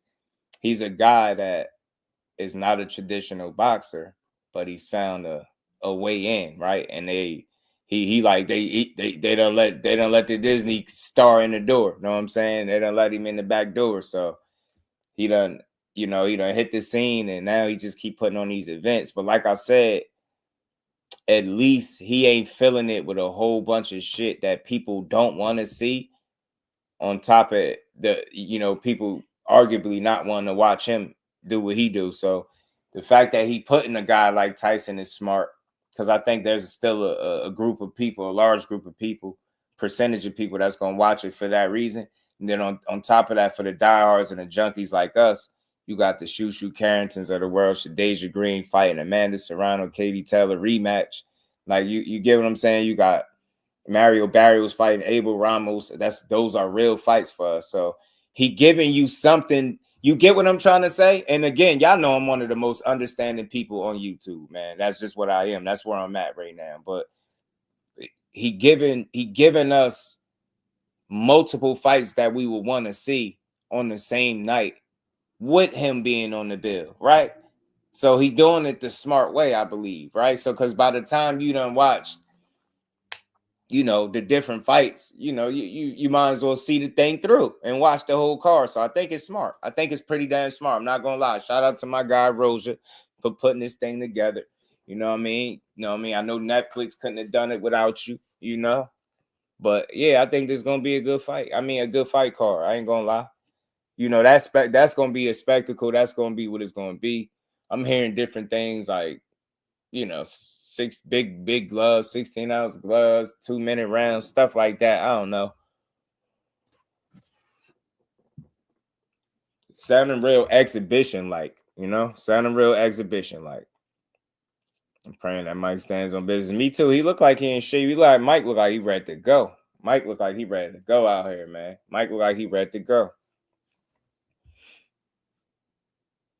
Says what's crazy if Jake KO Tyson fans are gonna go crazy, not realizing the man is close to 60.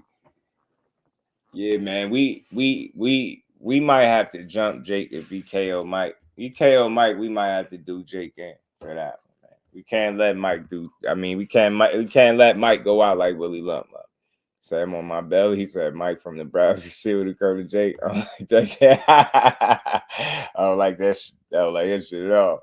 He giving fighters more money than turkey, so anyone giving turkey props gotta give Jake some too. Nah, that's what it is though. I hear Serrano and Katie Taylor about to get that bag.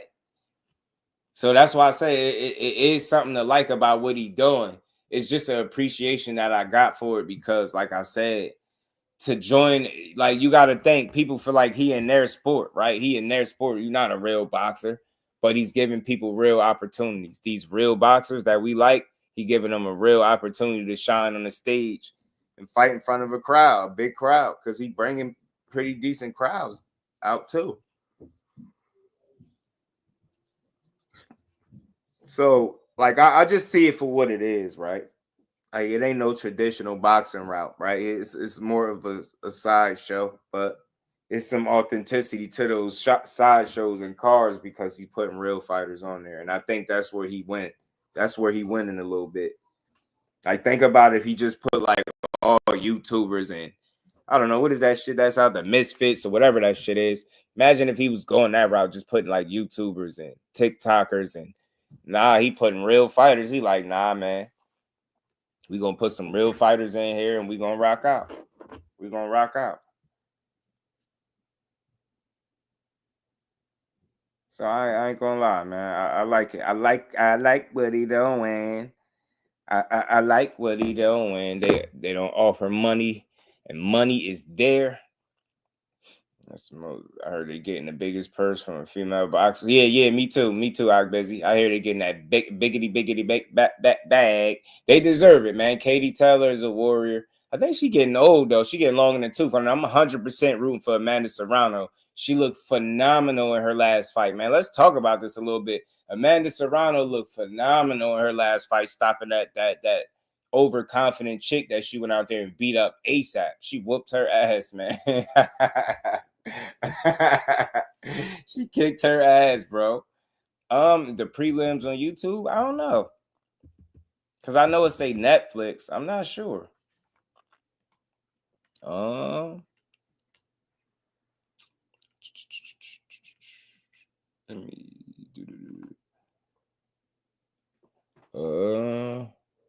I don't see it saying nothing about YouTube. I know it say Netflix, but look, man. They put together a pretty damn good card, man. Man, I'm in on this. I think like 200 something, Cal. I think they fighting like 200. Let me see something.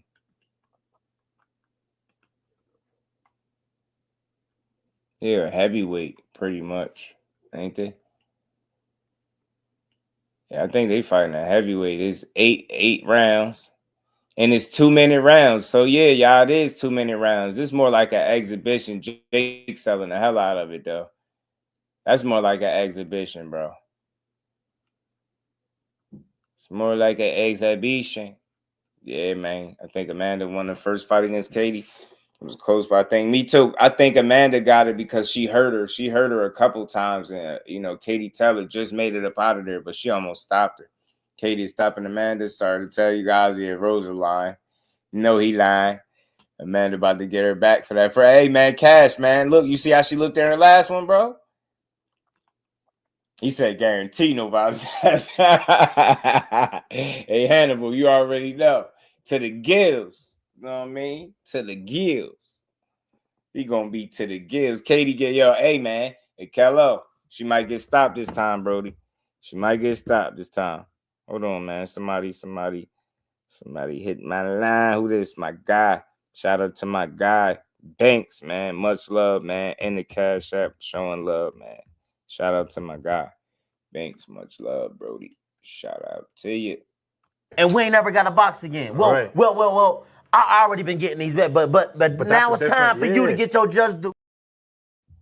Shout out to Banks, man. Appreciate you, bro. Vada who? Yeah, Vada who? Vada where? You know what I'm saying? To the gills is what they call him. His name gonna be Jake to the gills on that. Nah, I'm just playing. But nah, man. Hey, look, I'm gonna watch this card. I'm gonna call this card tomorrow. I'm gonna call this card. I think this gonna be. It should be worth it. I think this might be good to call, bro. I'm not gonna lie to you. I think I'm gonna do this one because you got too many good fights on there, from Shushu to like Barrios. You know what I'm saying? Shadeja for sure. Shout out to Jersey. She about to go do her thing. I believe it's a title on the line for that fight too. Yeah, WBO super middleweight vacant. Man, Shadeja about to be a champion tomorrow. I'm definitely calling this fight. We about to go crazy. About to go crazy over here. Look, you see they got my girl in the front. We about to go crazy. She about to kick up, man. All that child was talking. She coming. You hear me? You hear me? Go and get that title, girl. Go and get that title. I'm ready to see her be a champion, you know. Hannibal is called Nada testing. Yeah, right, Cash. Jake usually fights at cruiserweight against 170 fighters. His fight is at heavyweight. Yeah. Heavyweight facts, Jerry. They fighting that heavy this trip. They fight and be the actual fighters that these gimmick fights, and I'll give them some respect to them. Put them in the coma, Mike. You know what it is? You know what? You know why I feel like. All right, let me, because you know I'm very reasonable, but I'm realistic too. Check this out, Cal. This is the reason why I was tripping at first, because I was like, man, I was saying the same, he ain't no real fighter, blah blah blah blah blah. But when I thought about it, what amateur background Jake Paul got? So you see what I'm saying? He literally learning on the job, but he's getting paid a hell of a lot of money to do it. He finessed it. I gotta respect the game, but the reason it don't offend me, because you can't sell me something that I know it's not, right? I know what you're not doing. You're not, like, you fought Tommy Fury and you lost to him. That's the one loss on your record. That was an actual boxer. The rest of these joints been like, you know, the bag kind of fights, right? That's what you're doing. You learning on the job and you doing it against faded, you know, like MMA guys and just, you know, kind of novice boxers. You know what I'm saying? But your level ain't that high either, but he's a little better than what people anticipate because he actually be trying. But I get it. It's just, that's all it is. You know what I'm saying? Just a little good reality TV, but with good fights on it. So he mixing it up. Maybe that gives you mixed feelings too, because it's like you might feel like it's gimmicky. You know what I'm saying? I get it. You know what I'm saying? I get it. I understand it. But that's what I look at it though, Cal. Like the typical boxer will actually have some type of amateur background, even if it's a short one. He don't have none. Like he jumped right from what he was doing in the gym and then tried to get in there and start fighting people. I think that's crazy. You know what I'm saying? But I think the way that he talks and sells it, like the fact that he think beating 58-year-old Mike Tyson would make him the face of boxing, and then it would put him in line and make him and Canelo the biggest fight in the world, and he'd actually beat him. Like that's the stuff that I think like turn people like you like, all right, bro, you you landed on thick. So I think that's his job. That's why I think it's working to a degree, because he really willing to sell this shit. He really willing to sell himself to you. Like, I'm coming out here, I'm the best boxer, I'm gonna do this. Like this dude, he got some nuts, I tell you that, bro. He got some balls on him to come out here like this. They Paul starting learning on the job. Yeah, that's what it is. He ain't running amateur at the mouth. Yeah, nah, that's what I'm saying. See, Kyle, I said it, I got it right. With actual fighters. Nah, I get you. Not this 6-year-old.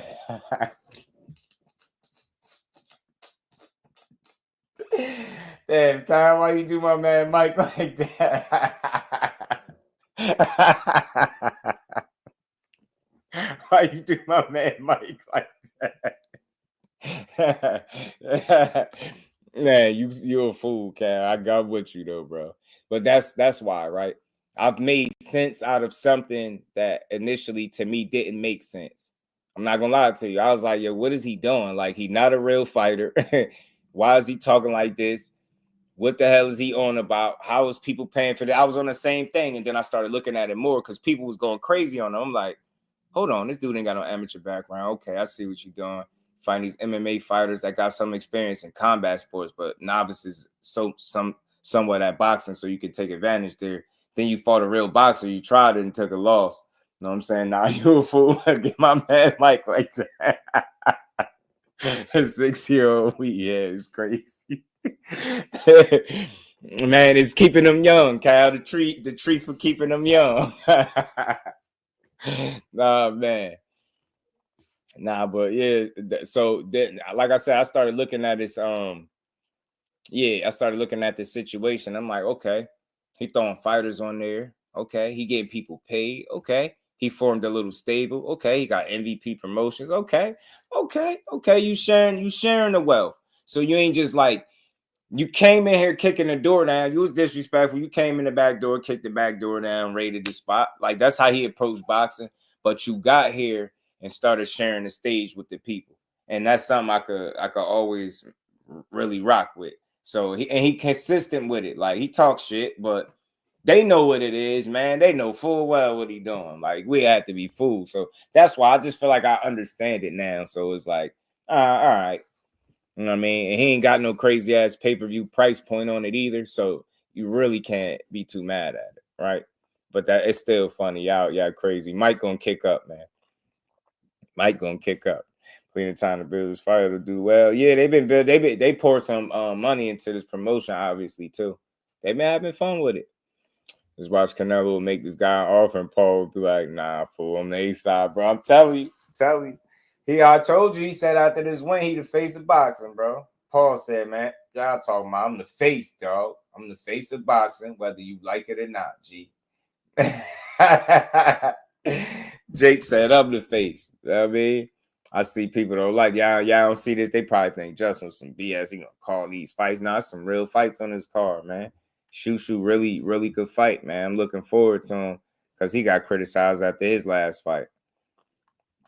And this joint right here, man, who don't want to see this, man? Who don't want to see that banger right there, man? Tomorrow, man. I'm rooting for Amanda. Do work, man. Knock her out tomorrow, man. Knock her out tomorrow. No disrespect to Katie. You getting long in the tooth. Amanda getting up there too. But you older. She better. She beat you the first time. She hurt you. I believe if she hurt you this time, you might not get off the hook. But shout out to Katie Taylor. She's been phenomenal in her career. She's had a couple of close calls, but for the most part, she just excelled in the sport. You know what I'm saying? And respect to her, she pretended to be a boy at one point just so she could box. It's crazy. It's crazy. So you know she committed. Paul's probably paying retired UFC fighters a lot of money to get knocked out, take a dive. Absolutely. You ain't never see Mr. Empire. You ain't never see the setup with the Tyron Woodley thing. I don't care what Woodley say. I know what I seen on that tape. I know what I look like I seen. That boy, that thing looked set up as hell. Hell yeah, it looked like he paying people. I ain't gonna lie, but like I said, why ain't hell bent on trying to make him look bad or talk crazy about him? Because I'm gonna keep going back to what he doing for them fighters. And when he got a fighter like Shadeja Green and she getting this opportunity to fight for this middleweight title, the super middleweight title on this stage, is dope, man. After taking that tough loss when she only lost by a couple punches, man. Can't wait to see her get that title. I know she gonna that's gonna be like all her hard work finally paying off, bro. And I hope she can get even bigger fights after that.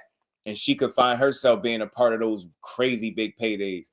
Man, I'll be soup for her like she family. Like, that's what it's like anyway. She like, fam, I rock with her. So I love to see her get her just due completely, fully. First things first, you gotta get through what's her name? Melinda Watpool. She got to get through her tomorrow. And Melinda is 7-0, so she undefeated. So she don't know how to lose. So Shadeja is fighting a solid competitor for what it looked like on record-wise. You know what I'm saying? Undefeated female for a title. Let's get it. But she going to go out here and make it do what it do, man. She going to show why she's special. That's what I believe. Social media is talking about this fight. Curious. Yeah, that's what I'm saying. To Kello, he kudos to him. He did it. Yeah, I think so. I think so, Banks. I seen that video. B fighter, what it do? Hearn's pushing Boots to 154. You don't care about his fighters. Shit, it sound like Boots ready to make that move himself too.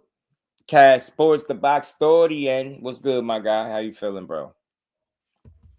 What's happening, G? What's happening? Mully got a bag for that dive, and he's getting bonus check for commentary. Yeah, don't mess with Texas. What up? What up? Mike ain't been on top of Turkey. He rejuvenated. Kello, the time off gonna do his old body some good. Kello, he be all right. Mike gonna be all right. You did? You know what I'm saying? Mike gonna be all right. Look, just look at him. You know what I'm saying? Who you know look like that at 60, Kello? You know what I'm saying? Big Dre, my guy. What's good with the family? How you feeling, bro? Shout out to you. Who look like, who you know look like that at 60, man? You know what I'm saying? He about to put Jake ass in the dirt. You know what I'm saying? Jake going in the dirt, y'all. Straight like that. Brad, Nike Monarchs on his feet. Keep that guy under control. You doing Mike bad like that? Yeah, I saw the tweet. Willie fight. It hurt because he from St. Louis. I hated to see that. That was one of my favorite UFC guys, Tyron Woodley. He was a beast, especially at the top of his game. He was smoking shit in the UFC. He really was. He was smoking shit in the UFC. Truly he was. Truly he was. But yeah, man, real quick, y'all, let me finish talking about this card, man. This fight right here is gonna be what it's gonna be, but I'm always gonna root for Mike. And I think he can pull it off. I think Jake could mess around and bite off more than he could chew. We'll see how they actually approach the fight, but I'm already seeing the 2-minute rounds. That's not regulation, and they probably gonna have them big ass gloves on. So somebody is probably gonna go the distance, and they're gonna make it a majority draw, give Jake Paul a decision or something. Nah, hell no, nah, hell nah. He ain't trying to, he ain't trying to, all that crazy stuff. He's saying 3 piece of the body, fold him up like a lawn chair, or contracted jaw. I'm telling you, 14 ounce gloves. Yeah, they're gonna have some sock'em. They're gonna have them sock'em boppers at Kello. They're gonna have them damn sock'em boppers. They're gonna be in there scrapping, and it ain't gonna be good. It ain't gonna be good for him. It ain't gonna be good for him. But let's see it, man. Like I said, more importantly, the fights that's on the card is the ones I'm really tuning into as well, though. Because Amanda Serrano has got to get her get back over Katie Taylor. Shadasia Green got an opportunity to become champion. Mario Barrios is fighting Abel Ramos. That's a damn good fight. That's a 50-50 type of scrap. Title could change hands there. You know what I'm saying? Who knows? But that's something I'm looking forward to. Lucas Body is coming back after his shocking knockout over Ashton Sill. So they put the Bruce Carrington on the card, Shushu. He must watch. He a hot young prospect. So I want to see it. Tyson better not take a $20 million dive. He better not. I want to see what Barrios going to do. Me too. I want to see what Barrios, how he going to look. Because he fighting a real guy. Abel Ramos is not no walk in the park. I'm telling you, that is a fight that can go either way. Yeah, them 2-minute rounds favorite Katie. Yeah, to a degree, but you know what? The way how sharp Amanda was in her last fight, she looked rejuvenated, yo. She looked strong. Her punches looked crisp. She had power on them, like she letting them hands go. She get to Katie early, man. She might not make it out the fight. Man. I hope she stop her this time. I ain't even gonna lie. But I'm definitely rocking with her. Barrios nice, but Abel Ramos could fight. Abel Ramos could fight. He definitely fighting somebody that can scrap. I mean, he definitely fight. He been around for a while. I mean, he got some losses, man, but don't let the record fool you. That's one of them dudes, man, that he only been stopped once. Once in his career. And that was to Regis back in 2015. He got some decision losses, but this is, I favor Barrios for sure, but he better be prepared because this is one of them tricky guys that can mess around and turn back the clock on you a little bit. But I expect Barrios to pull that off. I'm rocking with Amanda Serrano to win in this rematch. I don't know much about Lucas Body opponent. Lucas Body was getting his ass kicked in his last fight, so I don't know what's up there. I'm assuming Lucas Body gonna win. Shadasia Green definitely gonna win. Shushu definitely gonna win. Jake Paul getting knocked out. You know what I mean? My guy Mike gonna do him bad. Might call for the 2-minute rounds. Tyson stay will make the fight more action-packed. Maybe.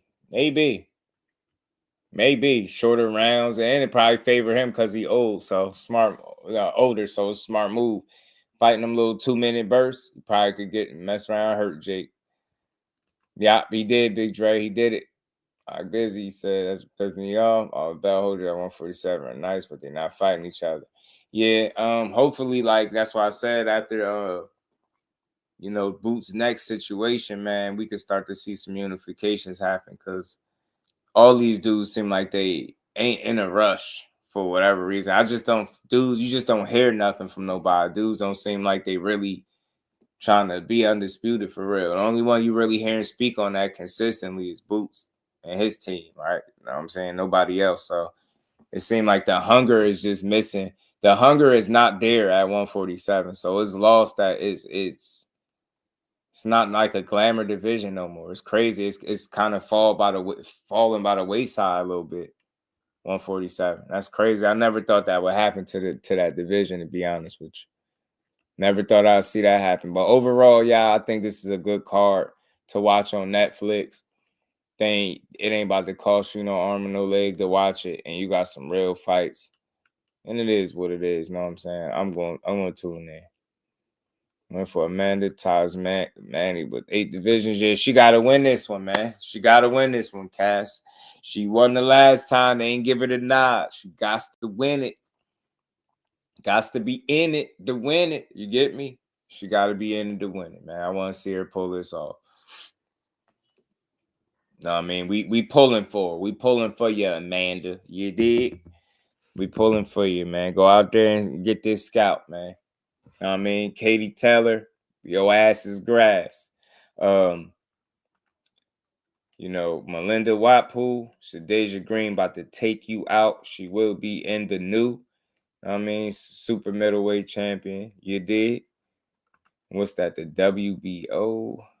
Yep, WBO belt they fighting for. Let's go, Shadeja. Go and get that scrap. Go and get that scrap. This is Jake Paul next opponent. Question for Mike Tyson. Mike. The question is, Jake Paul, the biggest clown within boxing. If Mike lets you... No. Wait. Go back to Andreas. Go back to Andreas. Is that Tony Bellew? That looks like Tony Bellew. It does? Is that Tony Bellew or is it Darren Till? Andreas, keep going. Yes, sir. Now, what is this? A Fisher Price microphone? I actually can't tell if it's Tony Bellew. Is it? Okay, Andreas, keep going. All right, man, chill. No, legit. Is it Tony Bellew? I can't tell. Is it Tony Bellew 50 extra pounds? Okay. Andreas, go ahead. Yes, sir. Ariel kept trying to slip jokes in there. You see the old man? I had to get the other one with the other angle. He just hijacked the joint. And he showed him who Jake next opponent. I'm going to pray for Mike tonight. Might need to buy a nebulizer for his corner. That's why he got 2 minute rounds. Hey, he'll be all right, bro. You feel me? He'll be all right. Amanda going to win, then retire in the ring. Yeah, on top. You get what I'm saying? I'm busy. I want to see Shadeja franchise too. Me too. She said she definitely want that fight. You know, I asked her about that. Definitely want that. Because that's a fight she could win. Shout out to Franchise Cruz. She just dope, man. She found a way to get it done and win fights, man. She just scrappy as they come, and she'll fight anybody. I believe that. But I'm not totally convinced that, you know, that's a fight that Shadeja can't win at all. It's just a matter of throwing a bit more punches, a little more activity, and being herself. You know what I'm saying? And like she said, she ain't going to make a bunch of excuses, but things happen for a reason. And I think this title opportunity tomorrow night for her it'd be important. And I think she's gonna seize the moment. I'm not just saying that. I really believe that. She fighting somebody that's undefeated, that don't know how to lose, but she gonna learn tomorrow night. Melinda, you don't know how to lose. You know, you're gonna learn tomorrow, baby girl. Melinda, you know what I'm saying? You're gonna learn how to lose tomorrow. Jake knocks out Mike. I was watching a Jake Paul fight. If he knock out Mike, we rolling him out, Mr. Empire. We gonna pack Jake ass out. We ain't gonna watch no more Jake Paul fight. Nah, I'm just joking. Just joking, man. You better not knock Mike out, man.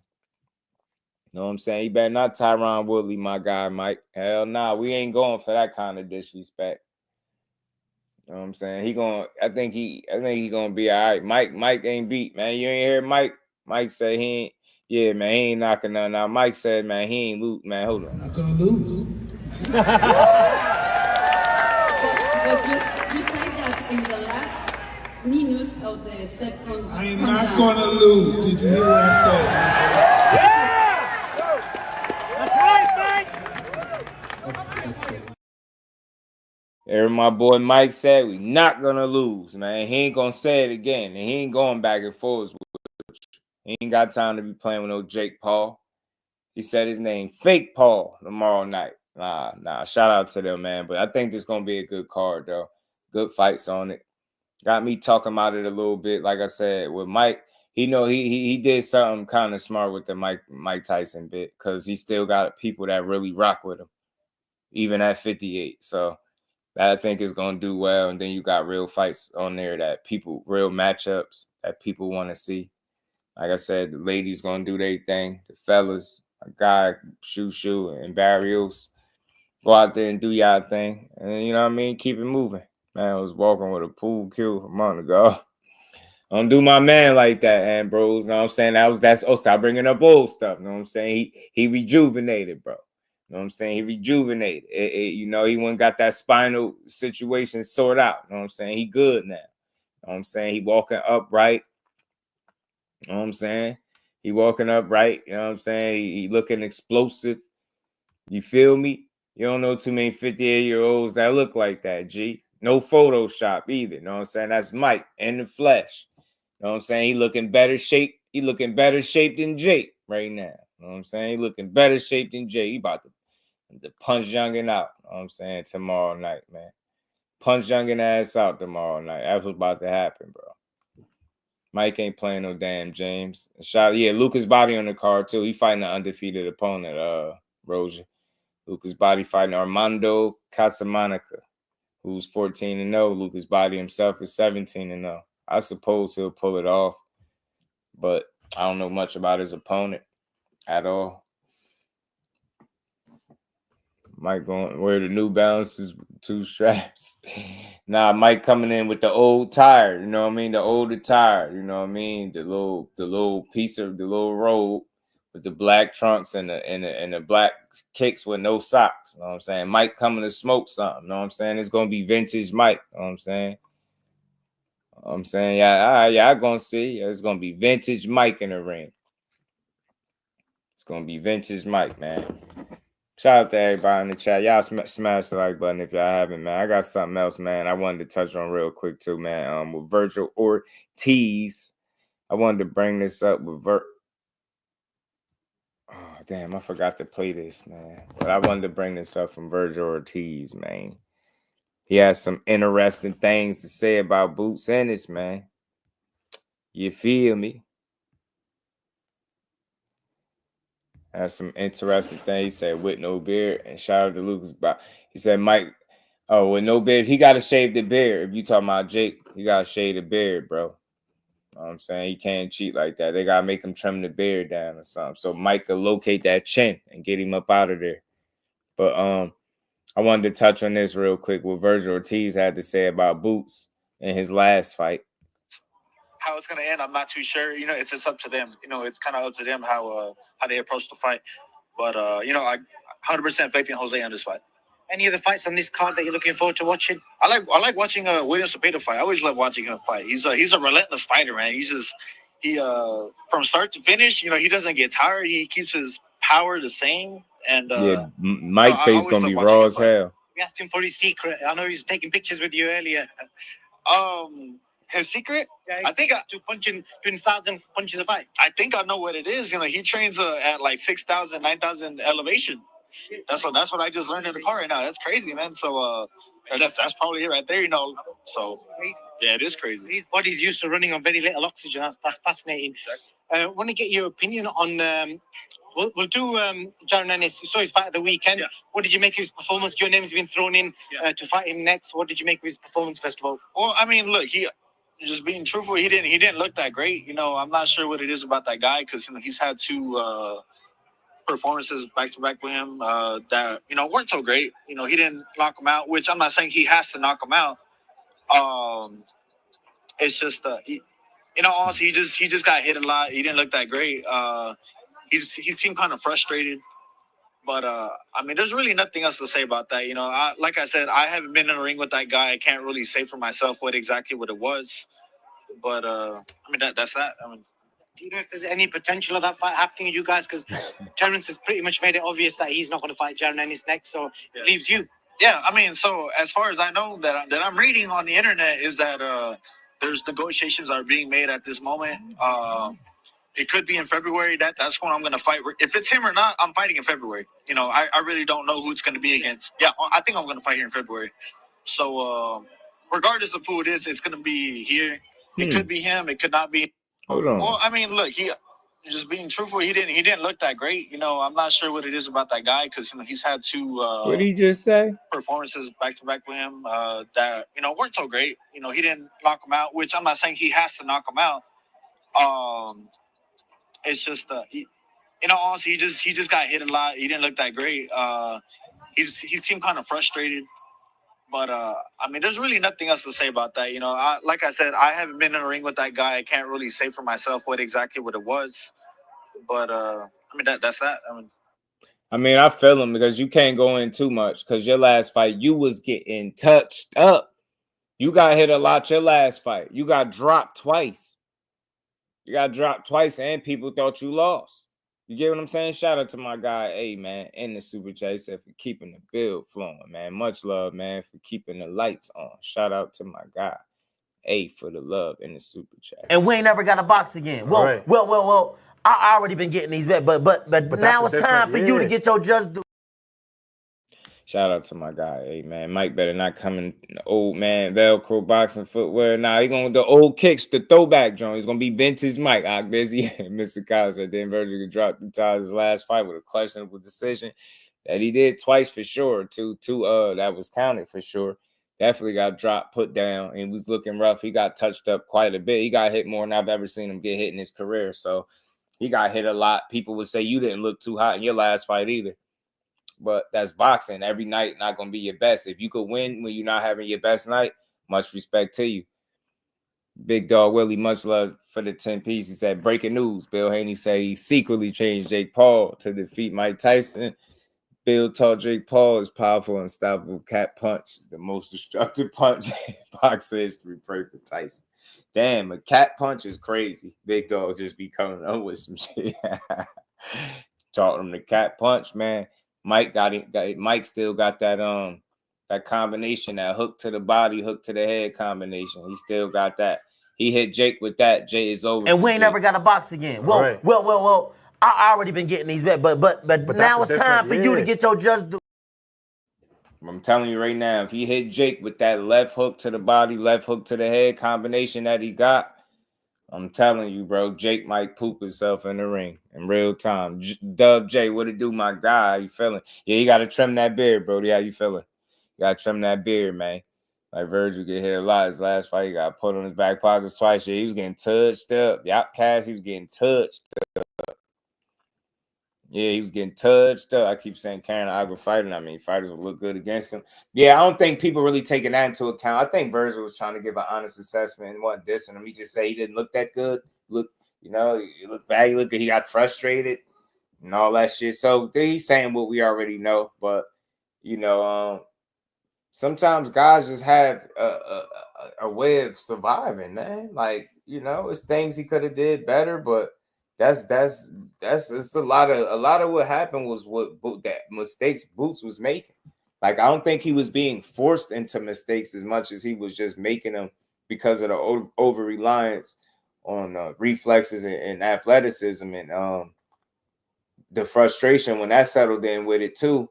Then you had a fight looking tougher than what it really appeared to be. You know what I mean? He made that fight tougher than it needed to be because he don't know how to. He all gas, no brakes. Boots the epitome of all gas, no brakes. And I think as you continue to, maneuver up there in the levels, even not saying Karen was some world beater, nothing like that, but, crafty guy, you just got to change the approach to the fight. Every fight can be all gas, no brakes. Sometimes you got to be willing to step back, set some traps, run your guy into some shit. He just was in a fight all night, and he made it too much of a fight. Oddly enough, it could have been more of a boxing match, and he would have won that. And I think done just as much damage, if not more. He made the fight harder than it had to be for me. You ask me. I say that all the time. How busy you think, just like me, when it comes to that. If you able to have an off night and still win, that speak volumes. People most times when they have an off night, it results in a damn loss. They take a loss. You get what I'm saying? In this case, the dude had an off night or not have his best night for one reason or another, and for one reason or another, and he still pulled it out, still found a way. Jake Paul's chain, he looks like Quagmire from Family Guy. Yeah, I seen it. That's why he got that beard, Mr. Empire. That's why he got that beard. He got that butt chin. Boo's dog it out. Boo's got that. You gotta show me style. Yeah. And shout out to Greg Hackett again. He was talking about it, and he was saying Boots kind of got the style that you gotta show him. Like, he ain't gonna respect you. You gotta show him. Like, I think it was him or Mills saying that. Jamil from YSM. One of them was saying that you gotta show him, or he's not gonna respect you. And that's how he fight. But that's why I say those bad habits are being, established down there with that lower tier opposition, and it could cost them when you step it up to another weight class, when you step it up in competition, right? Because guys ain't been testing you the right way. Everything about John was good with it. I'm not going to be it. Yeah, you can't do that. It can't be all gas, no brakes. It's not realistic. You know what I mean? It'll run you into problems because some people can deal with that, and they'll be able to adjust to your constant pressure and be able to do little things to make the fight difficult for you and survive. And you seen what Karen was able to do. He said it was true in his career, but I respect it. Yeah, that's what I'm saying. Cash. He don't even gotta be at that point because he's so talented. It don't gotta be that way. He can do more boxing. Like, that's what I want to see from Boots. Like, slowing fights down and doing more boxing than just fighting, if that makes sense, yo. He be beating ass, man. Make no mistake. I ain't saying he ain't boxing, but y'all get what I'm saying. His mentality is to kill. Sometimes you gotta set your kill up, man. Set up the kill. That's all I'm saying. Set it up. But let me finish playing this, man, and we're going to keep rolling. Oh, hold on. If it's him or not, I'm fighting in February. Hold on. I really don't know who it's going to be. Like I said, I haven't been in a ring with that guy. I can't really say for myself what it was. But, that's that. Do you know if there's any potential of that fight happening with you guys? Because Terrence has pretty much made it obvious that he's not going to fight Jaron Ennis next, so it leaves you. Yeah, so as far as I know that I'm reading on the internet is that there's negotiations are being made at this moment. It could be in February. That's when I'm going to fight. If it's him or not, I'm fighting in February. I really don't know who it's going to be against. Yeah, I think I'm going to fight here in February. So regardless of who it is, it's going to be here. It could be him. It could not be. As I can't really tell you. They don't ask me who I want to fight. They just, if they want to take it, then we'll take it. But like I said, I don't care who I fight. So it's going to be you versus either Terrence Crawford or Jaron Ennis. If you had the option, who would you want? Honestly, both. I want them both. I really do. I think those are some great fights to be made. And like I said, I don't want to fight people because I have beef with them. I think they're good fighters, and I would like to prove myself. And I know the fans want those fights. So it kind of makes me that much more motivated and excited to be in those kind of fights.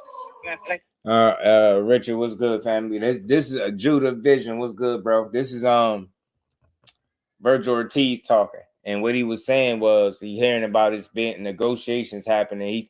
He's saying he fighting out there in February. Said it could be Crawford. He don't know. He just threw that out there. So he said he really don't know. He can't tell him, but I doubt if it be Crawford. But I would love to see that fight. I ain't gonna lie, but again, man, it got to be more lucrative, I think, for Crawford to want to do it. You know what I'm saying? So I don't know, man. Interesting though. I don't know what's to come out of that, but let's see who he fight next. Because I think the Boychuk fight was really good for him. A really, really good, tough test. I think that was tough. So let's see what he bounced back with. But I don't anticipate his next fight being as tough as Boychuk. Something tells me like whatever it is, it's not gonna be as tough as what Boychuk just was, and probably for career reasons, right? Probably give him a lighter touch or fight that, different kind of style fighter, not somebody that's punching like the way Boychuk was. Shout out to Richard. Yeah, this was I got you. It's all good. This is Vergil Ortiz, and he was giving his thoughts about Boots. Said he thought he looked bad or he ain't look good, and just he got hit a lot, he got frustrated, but he was like, ain't much really to say about that. It's just a fight, He ain't sound like he was trying to diss Boots, but he said they asked him that, about the Crawford fight, who would he want, Crawford or Boots? He said both. say hearing that they're in negotiations now, so it could be Crawford, maybe not. He don't know, but he's saying he'll take the fight. But he said that in the past before. My thing is, if fighters are sitting around waiting for the promoters to just serve them up that kind of opportunity, they'll never get it. So he said in the past things that he want, but you can't say what you want and never ask the right people for it. If you tell us what you want, then you should be able to tell it to the people that work for you. You know what I'm saying? So, like I said, with the way the Boychuk fight played out, with it being tough physically and close fight, competitive, I don't see his next fight being some killer or a really tough fighter. I could be wrong, but I don't think so. They're not going to fight Boots, and his team's going to be the same excuse why he didn't fight Boots yet. I mean, at some point, they get right now he's safe, I think, Casanova, because Boots ain't up there.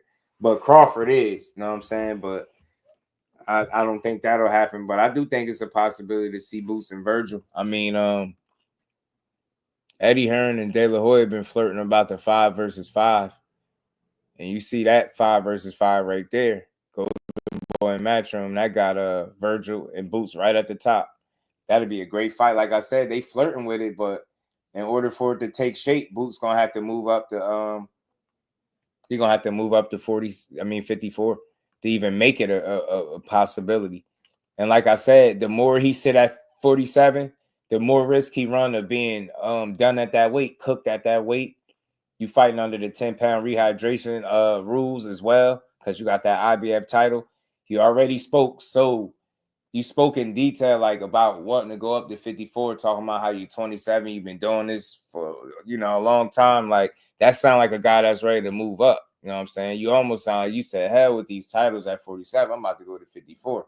So I don't know if that was a matter of the fight being close or competitive or whatever the case may be, but if you thinking about it, if you flirting with the idea, you might as well going up there. You know what I mean? Never really changed that angle to avoid the shots coming back. And that was because he was too comfortable with his hands down. A lot of great fighters were able to get away with that. You feel me? Back in the day, and we try to pattern our styles like these legendary great fighters that came before us. But bro, we have to be mindful. You feel me? Like you gotta stay locked in. And I think the focus, you feel me? The tunnel vision. Wait a little bit. You saw him chatting and still looking outside of the ring, having conversations during the fight. You feel me? And I just don't like that. I think that we have to be mentally strong enough to stay focused and block everything out. That's what we do as fighters. Even though we hear the crowd, there's only one voice we truly hear, and that's the trainer. So I think when you look at, focus and just being dialed in, there's levels. There's levels to this. Yeah, I agree with some of his points. Rude exposure, my guy was good with it, bro. He said he need to see one fight from Boots and no showboat. And I understand why you're saying that, because you just want to see him all business, so he don't leave no meat on the bone. So he just go out there and beat people down because he got the talent to do it.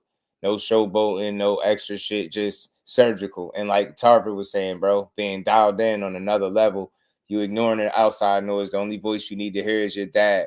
Being focused, like I said, all the way locked in, not being distracted, staying the course, executing the right way, thinking your way clearly through these moments, right? Not making the fight too hard for yourself, harder than it need to be. And like I said, every fight don't have to be all gas, no brakes. You could set up your kill. You know what I mean? You can set up your kill. You ain't got to go hunting all the time, man. You could sit back and set shit up and allow the fight to kind of take shape that way, slow the pace down and break your guy down that way. You probably find yourself being even fresher down the stretch, because this is one of the first fights I thought Boots was a little fatigued. You know what I'm saying? This was the first time I thought it was a bit obvious that he was fatigued. I'd never quite seen him like that. And the moments that I noticed is when he kept employing the Karen kept doing the holding and clinching, and Boots was like falling in and and kind of accepting the clinch and not, you know, doing anything about it. And I was like, that's fatigue. And he's showing frustration, and he looking at the ref to separate him instead of fighting his way out of the clinch and doing damage that way. So he left a lot of meat on the bone with the way he executed and applied himself that night. And that left a lot of people, you know, with Tarver having his take, you know, shout out to the Spit Bucket podcast. They having their take. People saying Philly whining, making excuses for Boots. I don't think that's the case, but it's like all the criticism is fine, but it get borderline slanderish when people go overboard with it. He didn't lose the fight. He was never at risk of losing the fight. A lot of the stuff that you've seen taking place with him getting hit was him just making rookie mistakes, dropping your hands, getting too comfortable in there, not staying 100% dialed in and focused. You know what I mean? Just being too lax, not listening to your dad. Know what I mean? Letting the moment kind of get away from you where you feeling like you got to force the issue more than you had to. You didn't have to force the issue. You had to fight one. You had 12 rounds. That's what I want to see him do. That's much respect and credit to everything he got going on. I want to see him approach a fight like he know he got 12 rounds, y'all. It don't have to be in a rush. Approach the fight like you know you got 12 rounds in there. You know what I'm saying? That's what I want to see him do. I want to see that. I want to see that from Boots. I think that'd be nice. That'd be a good change of pace for him. You get what I'm saying? That'd be a great change of pace for him. Boots would just have beat him out and now look for the KO. I think Boots would have stopped Karen. Yeah, I think he was chasing it at one point too, Zach. I think he was chasing it.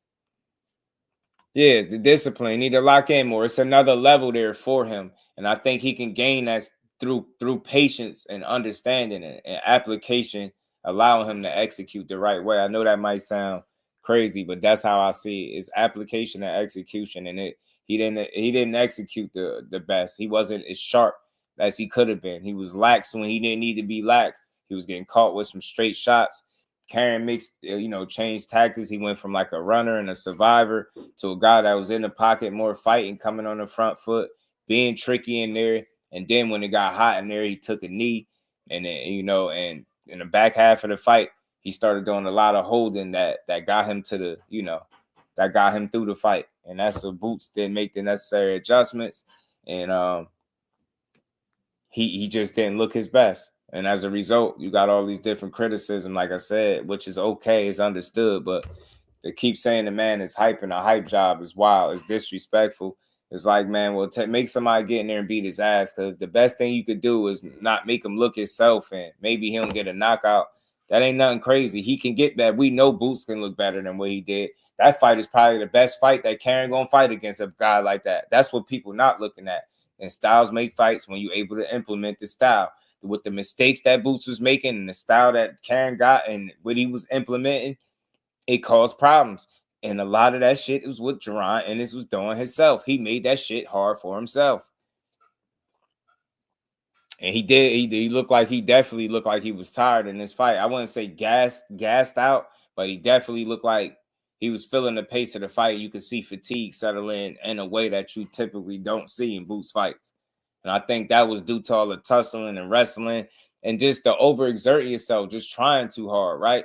Just trying too hard, right? You learn how to make the fight easier for yourself by slowing it down, seeing things through, picking shots, right? Setting traps, going to the body more. It's a lot of little fighting out of the clinch. It's a lot of little things he could clean up. But I believe in his talent and his skill set, and I believe in Bozy. This performance got people questioning Bozy, and that's crazy. So I'm definitely anxious to see him get back in the ring when he rests up and get a better caliber opponent in there. No slight to Karen, or a more meaningful fight, should I say that way. And I think you'll see a better version of Boots that are in training camp 6 to 8 weeks after a competitive fight. Yeah, nothing at all. I like that. That just make perfect sense, bro. Ain't nothing crazy about it, bro. That's the thing. Our expectation versus reality, Busy. You know what I mean? Shout out to the professor and McQueen. Expectation versus reality. We go into these fights expecting one thing because people hear about the praise that Boots get, right? And he ain't proving it, this and that, and then he go out here and put a performance like that. Now leave that door wide open for people to, floodgates, hit the floodgates with the criticism and go overboard. So that's what you're seeing with Boots right now. It's the reason people praising the way he did. It's the way he was beating people, breaking guys down, getting them up out of there. But again, you got, just like any other young, great talent, you got to challenge that talent accordingly so it can continue to grow and get better. If you keep putting them in there with the same type of fighters, it ain't going to do them no good. And you run the risk of seeing these type of performances and dealing with this kind of backlash and criticism. And people going to keep calling them hype, saying they don't see what the hype is about and all this BS. And I just ain't rocking with it. So,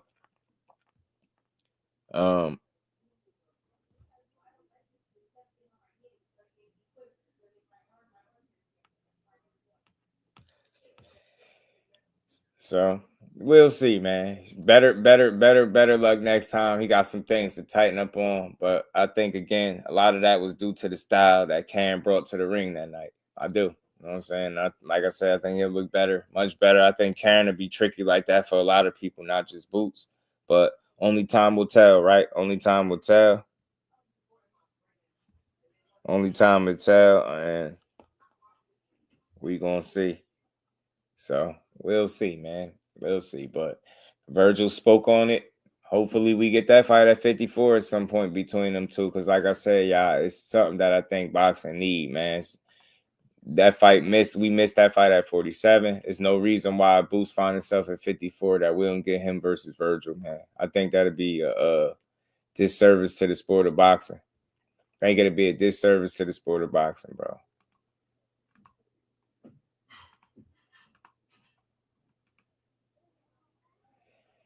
By the time Boots is acclimated, Bud will be retired. Absolutely, because he taking too long to get up there, Cash. Taking too long to get up there. So that's why I say for him, if I was him, I would just if I ain't getting a unification, I'd go up. And if I go up, I ain't getting a meaningful fight up there. That'll be my last fight with Matchroom and Eddie Hearn. Very, very hard to have a perfect performance. Absolutely. But these people act like they don't know that, though, Rue. When somebody had a less than perfect performance or less than stellar performance, we go crazy. Well, he ain't hype. He ain't this. He just hype. He's a hype job. And he ain't this and that. You don't. It's like we'll forget about all the other performances where he looked spectacular, looked like damn near unbeatable at points. You get what I'm saying? Flawless in these fights, and now all of a sudden, you know what I mean? But he always made mistakes. It's just I think Karen had a style that was able to put those mistakes and deficiencies on Front Street. And again, even with all the success Karen was able to have, he still wasn't able to win. You get what I'm saying? You know what I'm saying? People act like Karen wasn't in the ring with Boots before. Yeah, that too. And they had a fight with each other. That too. That'll always matter. I mean, I think that they both were being familiar with each other also led to that fight. And notice when you hear most people assessments, they don't really factor that in there as much. Or when they do say it, they feel like because he shared the ring 12 rounds, that Boots was just supposed to figure him out so much better the next time and not realize that it's the same could be applied for Karen. So they both being familiar. Karen made some subtle adjustments that led to the fight being a little more difficult for Boots. And Boots, applying himself wrong and not listening to his pops made the fight even more difficult. So you got the result. But even with that being said, not being your sharpest, not being your best, not being the cleanest, the sharpest, the smartest in the ring, you still won. And now it's on to the next. So I don't think you'll see somebody else make Boots look like that. So I just want to keep seeing him prove it. And I think he get put in there with the right names, he'll be able to prove it. You get what I'm saying? So again, man, yeah, Karen is a good fighter, yo. He is for sure. So we'll see what's to come out of all this. Vergil said he'll be fighting in February. Let's see who they pull up out of the woodworks for him. And real quick, I wanted to mention something before we get up out of here, man. Carlos Adames and Hamzah Sheeraz is supposed to be fighting. That deal is supposed to be pretty much done. So you probably be hearing the announcement. Shout out to my guy, LetsBuild. That joint probably be we probably hear an announcement, like I said, soon on that fight. But that's one that the middleweight division need. The middleweight division been lacking for a while.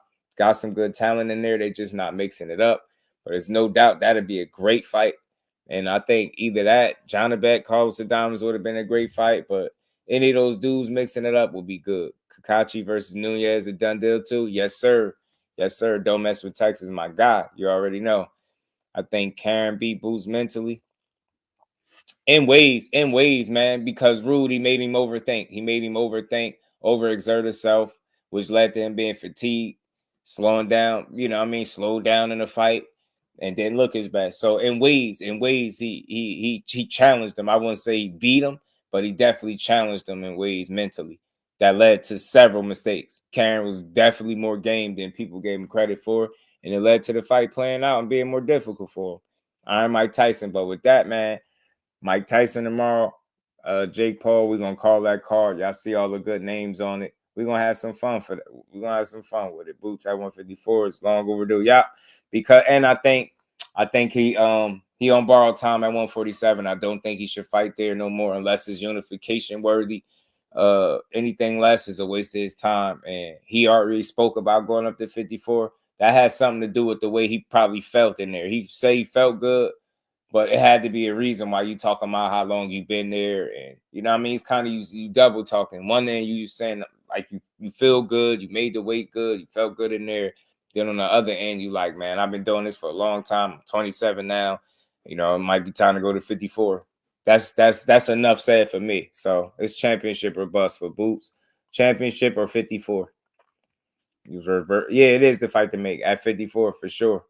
But again, man, taking a year off to get acclimated to weight or taking one or two lower tier fights, same difference. I think they're better to stay active, get the lower tier fights, get the welcome to the division fights, cash, stay busy, get paid, acclimate that way, and then step it up. Go get that bread, man. You know what I mean? Go after the top guys. But with that, man, that's all I got for today, man. Much love to everybody that rocked with your boy, that came through, smash that like button, man. Much love to y'all, man. This was another dope build. We got a real fight card tomorrow, man. Jake Paul, Mike Tyson. I'm rocking with Mike. Shout out to Jake for giving the other fighters an opportunity and a platform to make money and showcase their talent and skills. That's a dope move. Keep doing that. I think he'll always be in somewhat good graces with some of the fight fans. You get me? Shout out to Mark West, man, and my guy, A, man. Appreciate you, bro. Much love, man. To y'all, appreciate everybody, man. Y'all know it. But y'all tap in tomorrow because the week ain't over. We're going to finish the week with this fight call, man. We're going to have some fun with it, and we're going to keep it moving. So, again, shout out to everybody. And we'll be back tomorrow, 4 p.m. So, with that, much love to the fam, and we out. Peace.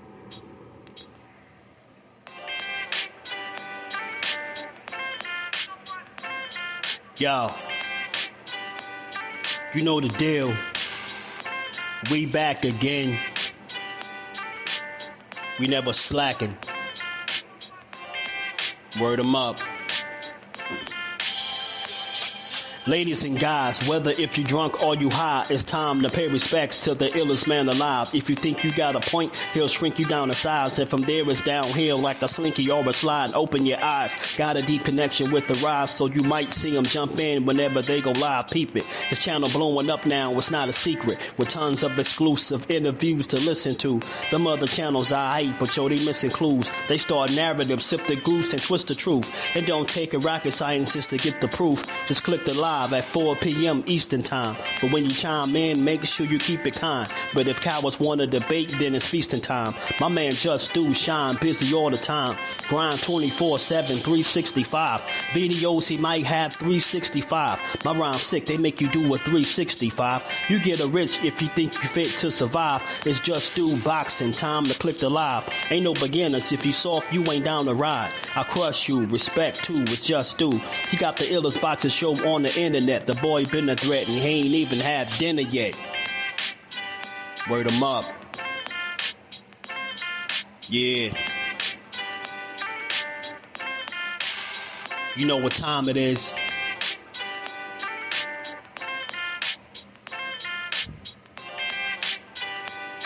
$4 p.m. Eastern. Click the link. In the building. Make sure y'all subscribe to Jusdueboxing, the best boxing talk on YouTube.